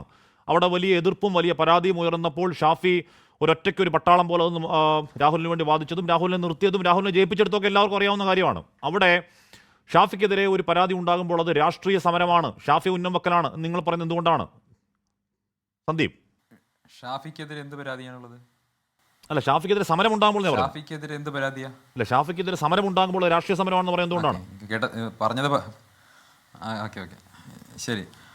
ഷാഫിക്കെതിരെ സമരം ഉണ്ടാകുന്നതിന് പുറകിൽ രാഷ്ട്രീയമാണെന്നും വടകര പോലെ CPM ഒരു ശക്തി ദുർഗത്തിൽ 1,10,000-ലധികം വോട്ടിന് CPM മുഖ്യമന്ത്രി സ്ഥാനാർത്ഥിയാവാൻ പോലും യോഗ്യതയുണ്ടായിരുന്ന KK ശൈലജയെ പരാജയപ്പെടുത്തിയതിലുള്ള CPM വല്ലാത്ത അസഹിഷ്ണുതയാണെന്നും സാമാന്യനെ രാഷ്ട്രീയം നിരീക്ഷിക്കുന്ന എല്ലാവർക്കും ബോധ്യപ്പെടുന്ന കാര്യമാണ്. മാത്രമല്ല, ഷാഫി പറമ്പിൽ കേരളത്തിൽ ഉയർന്നു വരുന്ന, കേരളത്തിൽ വളരെയധികം ജനപ്രീതിയുള്ള ഒരു ചെറുപ്പക്കാരനായിട്ടുള്ള രാഷ്ട്രീയ നേതാവാണെന്നും അദ്ദേഹത്തിന് ദീർഘമായിട്ടുള്ള ഒരു രാഷ്ട്രീയം ബാക്കിയുണ്ട് എന്നുള്ളതുമൊക്കെ തീർച്ചയായിട്ടും ഇടതുപക്ഷത്തെ വല്ലാതെ അസ്വസ്ഥപ്പെടുത്തുന്നുണ്ട്. അദ്ദേഹത്തിൻ്റെ പശ്ചാത്തലം അവരെ അസ്വസ്ഥപ്പെടുത്തുന്നുണ്ട്. അതുകൊണ്ട് അദ്ദേഹവുമായി ഒരു ബന്ധവുമില്ലാത്ത മറ്റൊരു വ്യക്തി ചെയ്തിട്ടുണ്ട് എന്ന് ആരോപിക്കപ്പെടുന്ന, ഇന്നും പരാതിയില്ലാത്ത ഒരു കേസിൻ്റെ പേരും പറഞ്ഞുകൊണ്ട് വടകരയിലെ ലോക്സഭാംഗമായിട്ടുള്ള ഷാഫി പറമ്പിലിനെ അദ്ദേഹത്തിൻ്റെ ഭരണഘടന അനുവദിക്കുന്ന സഞ്ചരിക്കാനുള്ള അവകാശത്തെ തടഞ്ഞുകൊണ്ട്, പരാതിയില്ല എന്ന് പറയുന്നത് ഏതെങ്കിലും ഉള്ള ന്യായമല്ല കേട്ടോ. ഞാൻ പറയുന്നത് പരാതിയില്ല എന്ന് പറയുന്ന നിയമത്തിന്റെ കണ്ണിൽ സാങ്കേതിക പ്രശ്നത്തിന്റെ പേരിൽ ആ കേസ് നിലനിൽക്കുമോ എന്നതിനെ കുറിച്ചുള്ള സാങ്കേതിക ആലോചനയും സാങ്കേതിക ആശങ്ക മാത്രമാണ്. പരാതിയില്ല എന്നുള്ളത് ഒരു കോളുവായിട്ടും ഹേതുവായിട്ടും എടുക്കരുത്. ഞാൻ ആ ഭാഗത്തേക്ക് വന്നില്ലല്ലോ. അല്ല, പറയൂ. ഇല്ല, ഞാൻ പറഞ്ഞില്ലല്ലോ. ഞാൻ ഷാഫി പറമ്പിന്റെ കാര്യമാണ് പറയുന്നത്, ഞാൻ കേസിന്റെ കാര്യമല്ല പറയുന്നത്. ഷാഫി പറമ്പിൽ എന്ന വടകരയുടെ MP അദ്ദേഹത്തിന് സഞ്ചരിക്കാനുള്ള, അദ്ദേഹത്തിന് മൂവ് ചെയ്യാൻ ഭരണഘടന അനുവദിച്ചിട്ടുള്ള അവകാശം, ഒപ്പം ജനപ്രതിനിധി എന്നുള്ള നിലയ്ക്ക് നമ്മുടെ രാജ്യത്തെ ഒരു പാർലമെന്റ് മണ്ഡലത്തിലെ ജനങ്ങളോട് അദ്ദേഹത്തിനുള്ള കടമകൾ നിർവഹിക്കാനുള്ള അദ്ദേഹത്തിൻ്റെ അവകാശത്തിന്മേലുള്ള കടന്നുകയറ്റം നടത്തുകയാണ്. നിരന്തരമായി അദ്ദേഹത്തിൻ്റെ വഴിതടയുക, സമരം ചെയ്യാം, ആർക്കും സമരം ചെയ്യാം, ആർക്കും എതിരഭിപ്രായം ഉണ്ടെങ്കിൽ പറയാം, അതൊക്കെ ജനാധിപത്യത്തിൻ്റെ ഭാഗമാണ്, ജനാധിപത്യത്തിൻ്റെ സൗന്ദര്യമാണ്. പക്ഷേ ഇവിടെ സംഭവിക്കുന്നത് എന്താ? ഷാഫി പറമ്പിൽ MP വഴിതടയുക മാത്രമല്ല, അദ്ദേഹത്തെ പുലഭ്യം പറയുന്നു, പച്ച മലയാളത്തിൽ അദ്ദേഹത്തെ അസഭ്യം പറയുന്നു. ഇതെങ്ങനെയാണ് കേട്ടുകൊണ്ട് നിൽക്കാൻ കഴിയുക? വടകരക്കാർ കേട്ടുകൊണ്ട് നിൽക്കില്ല എന്നുള്ളതാണ് വടകരയിൽ കണ്ടത്. ഇവിടെ സമരം ചെയ്യാൻ വന്നത് 15 പേരായിരുന്നെങ്കിൽ ആ അങ്ങാടിയിൽ ഒരു നിമിഷം കൊണ്ട് കൂടിയത് ജനസാഗരമാണ് ഷാഫി പറമ്പിലിന് അനുകൂലമായിട്ട്. ഇതാണ് വടകരയിൽ സംഭവിക്കാൻ പോകുന്നത്, വടകരയിൽ സംഭവിച്ചത്. അപ്പോൾ ഷാഫി പറമ്പിൽ എന്ന അവരുടെ ജനപ്രതിനിധിയെ എങ്ങോട്ടും സഞ്ചരിക്കാൻ പോലും അനുവദിക്കില്ല എന്ന ധിക്കാരത്തോടു കൂടി അദ്ദേഹത്തെ ആക്ഷേപിക്കുകയും അദ്ദേഹത്തെ അധിക്ഷേപിക്കുകയും ചെയ്യുന്ന പരിപാടിയിൽ നിന്ന് CPM പിന്മാറുന്നതാണ് നല്ലതെന്ന് അവർക്ക് തന്നെ തോന്നിയത് കൊണ്ടാണല്ലോ ഞങ്ങൾ ഷാഫിക്കെതിരെ സമരം ചെയ്യാൻ ആഹ്വാനം ചെയ്തിട്ടില്ല എന്നിപ്പോൾ അവർക്ക് പറയേണ്ടി വന്നത്. അതല്ലെങ്കിൽ എന്തുകൊണ്ടാണ് ഷാഫി പറമ്പ് ആ സമരവുമായിട്ട് അവർ മുന്നോട്ട് പോകാത്തത്? അങ്ങനെ സമരവുമായിട്ട് മുന്നോട്ട് പോയാൽ തങ്ങൾക്ക് തിരിച്ചടിയാകുമെന്ന് CPM തന്നെ തോന്നിയിട്ടുണ്ട്. പിന്നെ ഇതൊക്കെ പറയാൻ CPM എന്താ അർഹതയാണുള്ളത്? പ്രധാനപ്പെട്ട ചോദ്യം അങ്ങ് ഇവിടെ ചോദിച്ചു. ഞാൻ നേരത്തെ പറഞ്ഞില്ല, ഈ പരാതി ഇല്ലാത്ത കേസ് എന്ന് പറയുമ്പോൾ നമ്മുടെ ഈ വിഷയം വന്ന ഉടനെ തന്നെ എല്ലാവരും എടുത്ത നിലപാടെന്താ? പരാതി നിയമപരമായി മുന്നോട്ട് പോകട്ടെ, കേസുണ്ടെങ്കിൽ കേസെടുക്കട്ടെ, ആരോപണ വിധേയൻ കോടതിയിൽ ഫൈറ്റ് ചെയ്യാൻ തയ്യാറാണെന്ന് അദ്ദേഹം തന്നെ പറഞ്ഞിട്ടുണ്ട്. അദ്ദേഹം കോടതിയിൽ ചലഞ്ച് ചെയ്ത് അദ്ദേഹത്തിന്റെ നിരപരാധിത്വം തെളിയിക്കണമെങ്കിൽ തെളിയിക്കട്ടെ. കോൺഗ്രസ് പാർട്ടി അതിന്റെ പാർട്ടി തല നിലപാടുകൾ എടുത്തു. കോൺഗ്രസ് പാർട്ടി അദ്ദേഹത്തെ യൂത്ത് കോൺഗ്രസ് പ്രസിഡന്റിൽ നിന്ന് മാറ്റി, അദ്ദേഹം രാജിവെച്ചു. അതിനുശേഷം അദ്ദേഹത്തെ പാർട്ടിയുടെ പ്രാഥമിക അംഗത്വത്തിൽ നിന്ന് സസ്പെൻഡ് ചെയ്തു. ഒരു രാഷ്ട്രീയ പാർട്ടി എന്നുള്ള നിലയ്ക്കുള്ള ഏറ്റവും മാതൃകാപരമായിട്ടുള്ള ഒരു നിലപാട്, ചരിത്രത്തിൽ ആദ്യമായിട്ടൊരു രാഷ്ട്രീയ പാർട്ടി കേരളത്തിൽ നിലപാടെടുത്തു. ഇനി ആ നിലപാട്, അതേ മാനദണ്ഡം മറ്റു പാർട്ടികളും മാതൃകയാക്കുമോ എന്നുള്ളത് മാത്രമാണ് ഞങ്ങളുടെ ചോദ്യം. ഇവിടെ ഇദ്ദേഹം പറയുന്നുണ്ടല്ലോ ഈ വളരെ ഗുരുതരമായിട്ടുള്ള കേസാണ്, ശരി, അത്തരം വാദത്തിന് വേണ്ടി അതെല്ലാം സമ്മതിക്കുമ്പോൾ ഞാൻ ചോദിക്കട്ടെ, ഇവിടെ പരാതിക്കാരി ആരാണെന്നറിയുന്ന, പ്രതി ആരാണെന്നറിയുന്ന ഒരു കേസുണ്ടല്ലോ, എന്തേ അതിൽ കേസെടുക്കാൻ നിങ്ങൾക്ക് ഇത്ര ഒരു ധൃതിയില്ലാത്തത്? മുഖ്യമന്ത്രിയുടെ വേദിയിലല്ല, മുഖ്യമന്ത്രിയുടെ ഓഫീസിലാണ് അദ്ദേഹം ഇരിക്കുന്നത്. മുഖ്യമന്ത്രിയുടെ ഓഫീസിലിരിക്കുന്ന അദ്ദേഹത്തിനെതിരെ ലൈംഗിക പീഡന പരാതി ഉയർത്തിയത് നിങ്ങളുടെ പാർട്ടിയുടെ ഏറ്റവും പ്രധാനപ്പെട്ട ഒരു നേതാവിൻ്റെ മകളായിരുന്നു. അപ്പോൾ ആ മകളെ നിങ്ങൾക്ക് അറിയാമല്ലോ. എന്തേ ആ മകളെ തേടി കേരള പോലീസിന്റെ അന്വേഷണ സംഘം പോയില്ല? എന്തേ മുഖ്യമന്ത്രി ആഫീസിലിരിക്കുന്ന ആ മാന്യ വ്യക്തിക്കെതിരെ പരാതിക്കാരി നേരിട്ടല്ലെങ്കിൽ കൂടിയും അത് കോടതിയുടെ സ്ക്രൂട്ടിനിക്ക് വിധേയമായി ആ കേസ്. പരാതിക്കാരി നേരിട്ടിറങ്ങിയില്ലെങ്കിലും നന്ദകുമാറിന്റെ പേരിലാണെങ്കിലും. ആഷ്മി, എന്റെ ചോദ്യം അതല്ല. ആഷ്മി, എന്തുകൊണ്ട് കേരള പോലീസിനും CPM-നും അപ്പോൾ ഈ ആവേശം കണ്ടില്ല? അവിടെ പരാതിക്കാരിയെ അറിയാം, അവരുടെ പാർട്ടി നേതാവിന്റെ സമുന്നതനായിട്ടുള്ള നേതാവിന്റെ മകളാണ്, അവിടെ ആരോപണം ഇപ്പൊ മുഖ്യമന്ത്രി ഓഫീസിലിരിക്കുന്നയാളാണ്. എന്ത് സൗകര്യമായിരുന്നു? സനോജ്, ഞാൻ പറഞ്ഞു തീർത്തോട്ടെ, ഞാൻ ഇത്രേ പറയുന്നുള്ളൂ. ആ ആവേശം അവിടെ കണ്ടിട്ടില്ല. ഇനി മുകേഷിന്റെ കാര്യത്തിൽ അദ്ദേഹം പറഞ്ഞല്ലോ, മുകേഷ് MLA-യുടെ കാര്യത്തിൽ എന്താ അദ്ദേഹം പറഞ്ഞത്? അദ്ദേഹം ഇരയെ ഇവിടെ ആക്ഷേപിച്ചു, ഇര മറ്റേതോ കേസിൽ ജയിലിൽ കിടക്കുന്നു എന്നുള്ളതാണ് ഇപ്പോൾ അവരതിലൊരു സൗകര്യമായി കണ്ടത്. ഞാൻ ചോദിക്കട്ടെ, പിണറായി വിജയന്റെ ആഭ്യന്തര വകുപ്പിന് കീഴിലുള്ള അന്വേഷണ സംഘമല്ലേ മുകേഷ് തെറ്റുകാരനാണ് എന്ന് കണ്ടെത്തി കുറ്റപത്രം സമർപ്പിച്ചത്? അപ്പം നിങ്ങളുടെ ആഭ്യന്തര വകുപ്പിന്റെ കണ്ടെത്തലിനെ തള്ളി പറയുന്നുണ്ടോ? നിങ്ങൾ ആഭ്യന്തര വകുപ്പിന്റെ കണ്ടെത്തൽ ശരിയാണെങ്കിൽ, നിങ്ങളുടെ അന്വേഷണ സംഘത്തിന്റെ കണ്ടെത്തൽ ശരിയാണെങ്കിൽ, നിങ്ങൾക്ക് എങ്ങനെയാണ് മുകേഷിനെ ഇപ്പോഴും MLA ആയിട്ട് കൊണ്ടു നടക്കാൻ സാധിക്കുന്നത്? എങ്ങനെയാണ് മുഖ്യമന്ത്രിക്ക് അദ്ദേഹത്തെ വേദിയിൽ വിളിച്ചു വരുത്താൻ സാധിക്കുന്നത്? എങ്ങനെയാണ് അദ്ദേഹത്തെ നിങ്ങൾക്ക് സംരക്ഷിക്കാൻ കഴിയുന്നത്? അപ്പോൾ ഇത് ഇരട്ടത്താപ്പാണ്. ഇത് കേൾക്കുന്ന ആളുകൾക്ക് മനസ്സിലാവുമല്ലോ ഇത് ഇരട്ടത്താപ്പാണെന്നുള്ളത്, ഇത് കാണുന്നവർക്ക് മനസ്സിലാവുമല്ലോ. അതുകൊണ്ട് CPM ഈ ഇരട്ടത്താപ്പിന് നിൽക്കരുത് എന്നാണ് പറയുന്നത്. നിങ്ങളുടെ പേരിൽ, നിങ്ങളുടെ നേതാക്കന്മാരുടെ നിങ്ങളുടെ മന്ത്രിമാരുടെ പേരിലുള്ള ആരോപണങ്ങളുടെ എണ്ണം എന്ന് പറയുന്നത് എത്രയോ ആരോപണങ്ങൾ വന്നിട്ടുണ്ട്. പേരൊന്നും എടുത്ത് പറഞ്ഞ് ആരെ ആക്ഷേപിക്കാൻ മുഖ്യമന്ത്രി പറയുന്നത് പോലെ അങ്ങനെ പല രീതിയിലുള്ള ആരോപണങ്ങളിലേക്ക് പോകുന്നതും പിന്നെ ആരോപണം ഉണ്ടാവുന്നതും അങ്ങനെ രാഷ്ട്രീയം മലീമസമാവുന്നത് നല്ലതാണോ എന്ന് എല്ലാവരും ആലോചിക്കേണ്ട കാര്യമാണ്. ഞാൻ ശ്രീ VS ജിതിൻദേവിലേക്ക് പോകുമ്പോൾ ഇന്നത്തെ BJP സംസ്ഥാന അധ്യക്ഷന്റെ പ്രതികരണം കാണാം. അങ്ങയുടെ വൈസ് പ്രസിഡന്റിന്റെ ഒരു ലൈംഗിക പീഡന പരാതി അങ്ങേക്ക് മെയിൽ കിട്ടിയിട്ടുണ്ട്. അങ്ങയുടെ ഓഫീസ് റെക്കോർഡ് ചെയ്യുന്നുണ്ട്. എന്താണ് സംഭവിച്ചത്? അതിനെക്കുറിച്ച് ഇങ്ങനെ ഒരു ബോംബ്, അത് രാഹുൽ ഗാന്ധിന്റെ ആറ്റം ബോംബും VD സതീശിന്റെ ബോംബും നമ്മളെല്ലാം ഒരു ലെവലിൽ കണ്ടാൽ മതി. അത് പടക്കമല്ല, ഒരു ഡാം സ്ക്വിബ്, ജനങ്ങളുടെ ശ്രദ്ധ തിരിക്കാൻ അവരുടെ ഒരു സ്ട്രാറ്റജി. ഓക്കെ, ചെയ്യട്ടെ. അതിനെക്കുറിച്ച് ഞങ്ങളുടെ പാർട്ടി ഇന്നലെ സംസാരിച്ചു. അതാണ് അതിന്റെ ഒരു ലാസ്റ്റ് വേർഡ്. നമസ്കാരം.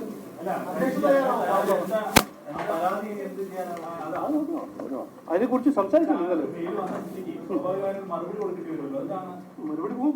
മറുപടി ശ്രീ VS ജിതിൻദേവ്, ഇവിടെ സി കൃഷ്ണകുമാറിനെ ന്യായീകരിക്കാൻ അങ്ങയുടെ പാർട്ടിയുടെ സംസ്ഥാന അധ്യക്ഷൻ തയ്യാറായില്ല. അതിന്റെ പിന്നാലെ ഇന്ന് ഈ പരാതിക്കാരി മാധ്യമങ്ങൾക്ക് അയക്കുന്ന ഒരു സന്ദേശമുണ്ട്. അതിൽ പറയുന്ന ഏറ്റവും അവസാന പാരഗ്രാഫ് ഇങ്ങനെയാണ്: ഇങ്ങനൊരു പരാതി കൊടുത്തതിൻ്റെ പേരിൽ മാധ്യമങ്ങളിൽ പ്രചരിച്ചതിൻ്റെ പേരിൽ നാളെ എൻ്റെ ജീവൻ തന്നെ ഇല്ലാതാക്കിയേക്കാം. അങ്ങനെ സംഭവിച്ചാൽ അതിന് ഉത്തരവാദി സി കൃഷ്ണകുമാർ മാത്രമാണ്. അദ്ദേഹത്തിന് ഇരകളായ എത്രയോ സ്ത്രീകൾ പാലക്കാടുണ്ട്. മുനിസിപ്പാലിറ്റിയിലെ ഒരു സ്ത്രീയുമായി അദ്ദേഹത്തിന് സോ ആ മുനിസിപ്പാലിറ്റി ഉദ്യോഗസ്ഥരെ പാലക്കാട് നിന്ന് സ്ഥലം മാറ്റാൻ ചേച്ചിക്കൊപ്പം തിരുവനന്തപുരത്ത് പോയത് ഞാനായിരുന്നു. ഞാൻ ഏറ്റവും ബഹുമാനിക്കുന്ന സംഘപ്രവർത്തകരോട് ഒരു കാര്യം പറയാനുണ്ട്. ഞാൻ എൻ്റെ സംഘടനയുമായി ആദ്യം പോയത് എളമക്കരയിലെ RSS കാര്യാലയത്തിലാണ്. അവിടെ പോകാൻ കാരണം സംഘത്തിലുള്ള എൻ്റെ വിശ്വാസമാണ്. ഗോപാലൻകുട്ടി മാസ്റ്ററും സുഭാഷും എനിക്കുന്ന ആത്മവിശ്വാസവും ഉറപ്പും ചെറുതല്ലായിരുന്നു. എന്നാൽ അവർക്ക് പോലും കൃഷ്ണകുമാറിനെ ഒന്നും ചെയ്യാൻ കഴിഞ്ഞില്ല. എനിക്ക് അമ്മയ്ക്കും നീതി കിട്ടിയില്ല. എന്നെപ്പോലുള്ള നിങ്ങളുടെ സഹോദരിമാർ ഇത്തരം പ്രശ്നങ്ങൾ വരുമ്പോൾ ഇനി എങ്ങനെയാണ് സംഘത്തെ സമീപിക്കുക? സംഘത്തിൽ നീതി കിട്ടുമെന്ന വിശ്വാസം നിങ്ങളായിട്ട് ഇല്ലാതാക്കരുത് എന്ന പരാതിക്കാരി മാധ്യമങ്ങൾക്ക് അയച്ച ഒരു സന്ദേശത്തിൽ നിന്ന് പറയുന്നുണ്ട്.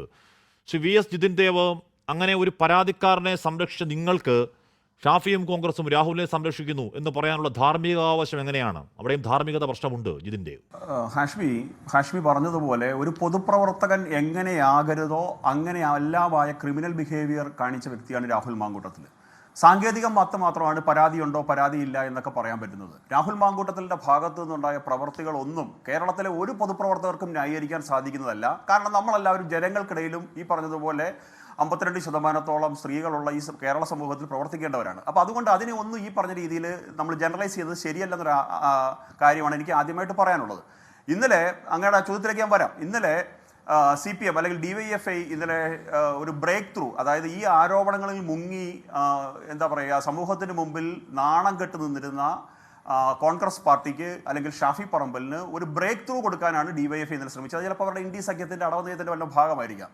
പക്ഷേ എന്നെ ആശങ്കപ്പെടുത്തുന്ന ഒരു കാര്യം അതിനകത്ത് ബന്ധപ്പെട്ടുള്ളത്, നോക്കൂ, നമ്മുടെ ഡിവൈഎഫ്ഐയുടെ ജനരക്ഷാ ദൗത്യത്തിൻ്റെ ഭാഗമായിട്ട് നവകേരള സദസ്സിനിടയിൽ കാസർഗോഡ് മുതൽ തിരുവനന്തപുരം വരെ 100 കണക്കിന് യൂത്ത് കോൺഗ്രസ് പ്രവർത്തകരാണ് ഡിവൈഎഫ്ഐക്കാരുടെ ഇതും പോലീസുകാരുടെ ഇതും മർദ്ദനമേറ്റത്.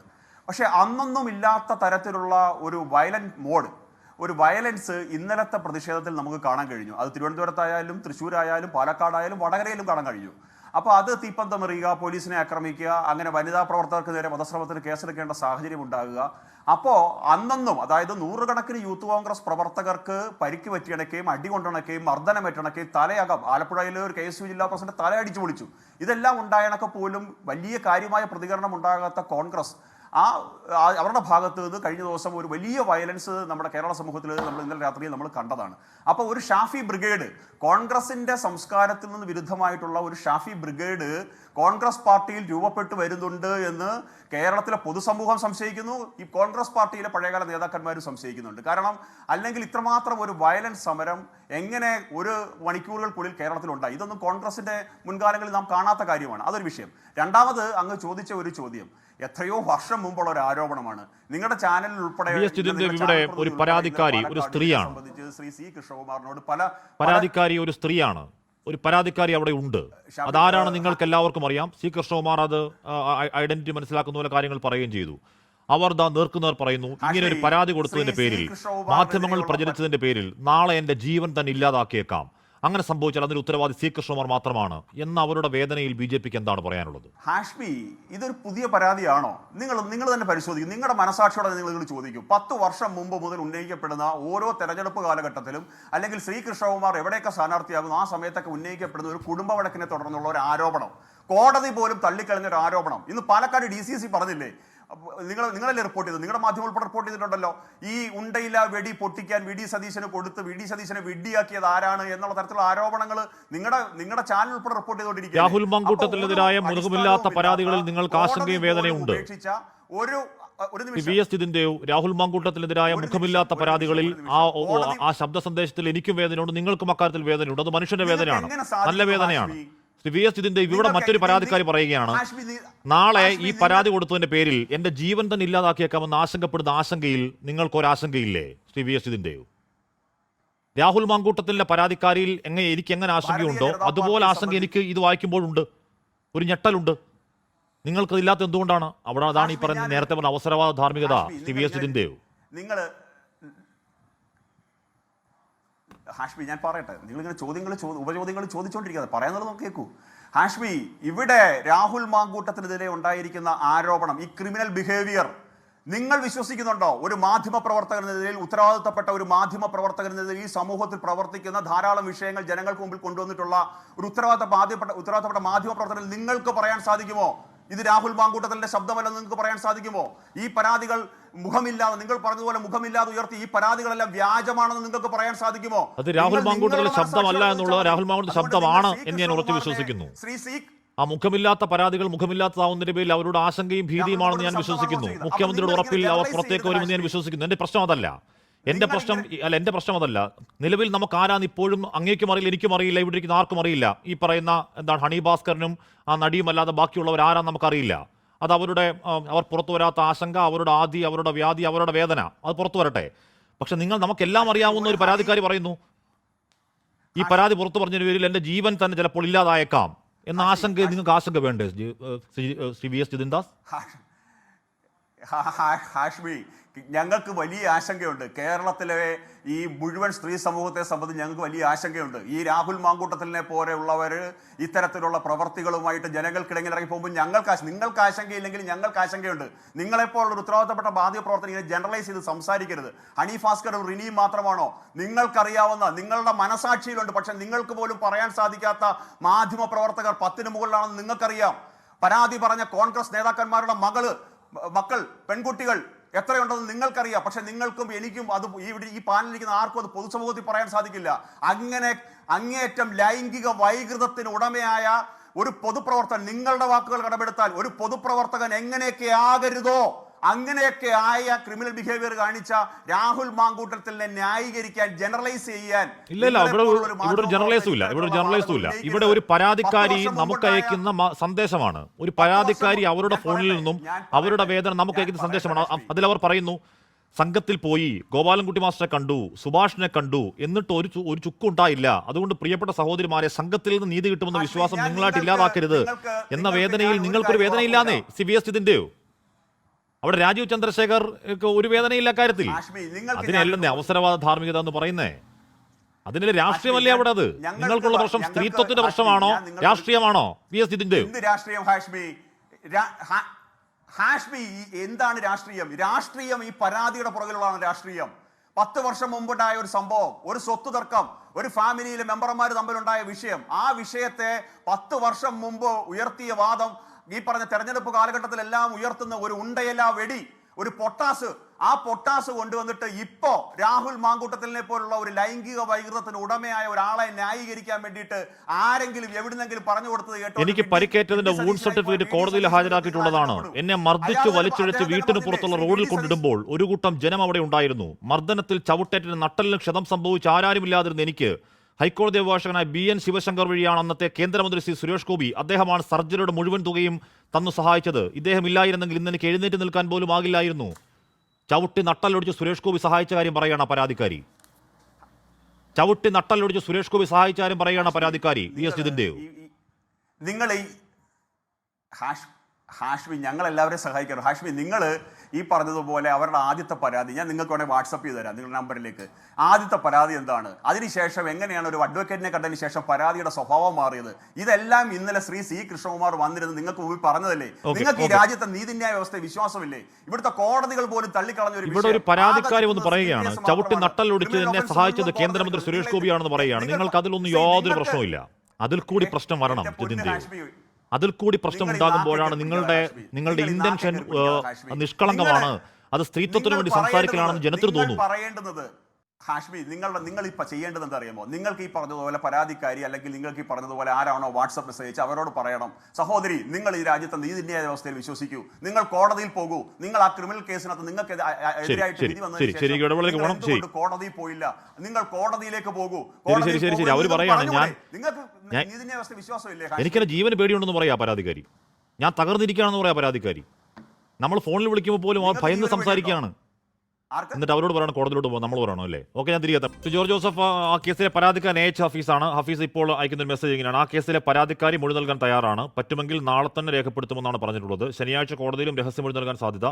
ഇരകളെ പോലീസ് തിരിച്ചറിഞ്ഞിട്ടുണ്ട്, അവർ മൊഴി നൽകാൻ തയ്യാറായിട്ടുണ്ട്. എന്നാൽ പരാതിക്കാരൻ പറഞ്ഞു, പരാതിക്കാരൻ ചില പ്രത്യേക അറിവ് ഉണ്ടാകുമല്ലോ, ആരാകും ഇരകൾ പരാതിക്കാരെന്നൊക്കെ.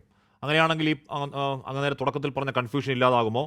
കേസ് ട്രാക്കിലേക്ക് വീഴുമോ? George Joseph. ഇല്ല, അവിടെ അത് ഓഫീസ് പറഞ്ഞത് അനുസരിച്ച് അവർ മൊഴി കൊടുക്കണമല്ലോ, മൊഴി കൊടുക്കാൻ വരണമല്ലോ. പോലീസ് സ്റ്റേഷനിൽ വന്നില്ലേ മൊഴി കൊടുക്കേണ്ടത്, അല്ലെ ക്രൈംബ്രാഞ്ചിന് മൊഴി കൊടുത്താൽ അത് ആ കേസ് നിലനിൽക്കത്തില്ലെന്നാണ് ഞാൻ നേരത്തെ പോലെ പറഞ്ഞുകൊണ്ടിരിക്കുന്നത്. അതാണ് ഇപ്പോൾ ക്രൈംബ്രാഞ്ച് എടുത്തിരിക്കുന്ന കേസ് അനുസരിച്ച് അവർ BNS 78 വെച്ചിട്ടുണ്ട് എന്നാണ് ഞാൻ മനസ്സിലായത്. സ്റ്റോക്കിംഗ് എന്ന് പറഞ്ഞാൽ പതുങ്ങി നടക്കുക. ഒരാൾ രഹസ്യമായിട്ട് ഒരു സ്ത്രീയെ വാച്ച് ചെയ്യുക, അലക്കുമ്പോൾ ഒളിഞ്ഞു നോക്കുക, അല്ലെങ്കിൽ വായിക്കുമ്പോൾ ഒളിഞ്ഞു നോക്കുക, അങ്ങനെയൊക്കെ അതൊക്കെയാണ് ആ സ്റ്റോക്കിംഗ്. അപ്പോൾ അത് ഇതിനകത്തൊന്നും അട്രാക്ട് ചെയ്യുന്ന ഒരു സെക്ഷനേ അല്ല. പിന്നെ പോലീസ് ആക്ടിൻ്റെ 120 പറഞ്ഞിട്ടുണ്ടെന്ന് പറയുന്നു. 120 പബ്ലിക് ന്യൂസൻസ് ആണ്. പബ്ലിക് ന്യൂസൻസ് ആക്കി രണ്ടുപേരും തമ്മിൽ സംസാരിക്കുന്ന പബ്ലിക് ന്യൂസൻസ് ആണ്. അതിൻ്റെ ഡെഫിനിഷനൊക്കെ വേറെയാണ്. പിന്നെ ക്രിമിനൽ ഇൻറ്റിമിഡേഷൻ, ഈ 3 സെക്ഷനും അട്രാക്ട് ചെയ്യില്ല. അതാണ് ഞാൻ പറയുന്നത്. അല്ല, ഞാൻ പറഞ്ഞ പരാതിക്കാരി മൊഴി നൽകുകയാണെങ്കിൽ ആ മൊഴിയിൽ ഈ പറഞ്ഞ ഗർഭചിത്രവുമായി ബന്ധപ്പെട്ട കാര്യങ്ങളൊക്കെ ഉണ്ടെങ്കിൽ വകുപ്പൊക്കെ മാറാം. ഇല്ല, ആൾ വേണം. അവർ പറയണമല്ലോ അവർക്കാണ് ഗർഭം ഉണ്ടായെന്നും അത് ഗർഭചിത്രം നടത്തിയെന്നൊക്കെ അവർ പറയണ്ടേ? അത് പറയുമോ? അല്ല, എല്ലാവർക്കും ഉണ്ടായെന്ന് പറഞ്ഞ് ഇവരല്ല പറയേണ്ടത്, അവരാണ് പറയേണ്ടത്. നമുക്കറിയില്ല പരാതിക്കാരി ആരാ, നമുക്ക് ഇപ്പോഴും അറിയില്ല. പക്ഷെ അതിലെ പരാതിക്കാരി മൊഴി നൽകാൻ തയ്യാറാണെന്ന് പരാതിക്കാരൻ പറയുകയാണ്. വരട്ടെ, അല്ല നമുക്കറിയില്ല എന്നുള്ളതാണ്. പരാതിക്കാരൻ അറിയാം. ഇല്ലില്ല, പരാതിക്കാരിക്ക് ഗർഭം വേണം. അത് പറഞ്ഞിട്ട് കാര്യമില്ല, അതൊന്നും പറഞ്ഞിട്ട് കാര്യമില്ല. ഓഫീസിന് അറിയാമെന്ന് പറഞ്ഞിട്ട് കാര്യമില്ല. അയാൾക്ക് അതിനകത്തൊരു അവകാശമില്ല. അവരൊരു പരാതിക്കാരി വേണം, ആ പരാതിക്ക് ഗർഭവും വേണം, അത് അലസ് ചെയ്തുള്ള കാര്യവും വേണം, എങ്കിലും ആ സെക്ഷൻ നിൽക്കുകയുള്ളൂ. അതുകൊണ്ട് ആ പറയുന്നതിലൊന്നും അർത്ഥമില്ല. ഇതിങ്ങനെ ആകാശത്തൂടെ ഒത്തിരി കാര്യങ്ങൾ ഇങ്ങനെ പൊയ്ക്കൊണ്ടിരിക്കുക. ഗർഭമൊക്കെ ആകാശത്തൂടെ സഞ്ചരിക്കുന്നതായിട്ട് എനിക്ക് തോന്നണേ. അതൊന്നും നിയമത്തിന് മുമ്പിൽ വില പോകില്ല, അങ്ങനെ ഇൻ്റർപ്രറ്റ് ചെയ്യാനും കഴിയില്ല. അത് തന്നെയാണ് ഇവിടെ കോടതിയുള്ളത്. ഓരോ വകുപ്പ് അനുസരിച്ചുള്ള കാര്യങ്ങൾ അവർ പറയുന്ന നിയമത്തിൻ്റെ പരിധിക്കകത്ത് വരണം. അതിപ്പം ക്രൈംബ്രാഞ്ച് ചാടിക്കയറി എടുത്തെന്ന് പറഞ്ഞാൽ ആ ഉദ്യോഗസ്ഥൻ പെൻഷൻ വാങ്ങിക്കില്ല എന്നാണ് ഞാൻ പറയുന്നത്. കാരണം ഇത് ലിറ്റിഗേഷൻ അങ്ങോട്ട് പോകും. കാരണം അത് നിസ്സാരക്കാരല്ല ഇവരാരും. രാഹുൽ മാങ്കൂട്ടായാലും ശരി, ഷാഫി ആയാലും ശരി, അവർക്കൊക്കെ നല്ല വിവരമുള്ളവരാണ്. ഇപ്പോഴത്തെ തലമുറ LDF ആയാലും UDF ആയാലും മിക്കവാറും ആ യങ്സ്റ്റേഴ്സിനൊക്കെ നല്ല വായനയും നല്ല വിവരവും നല്ല വിദ്യാഭ്യാസവും നിയമത്തെപ്പറ്റി കുറേയൊക്കെ നല്ല വിവരം അറിയാം.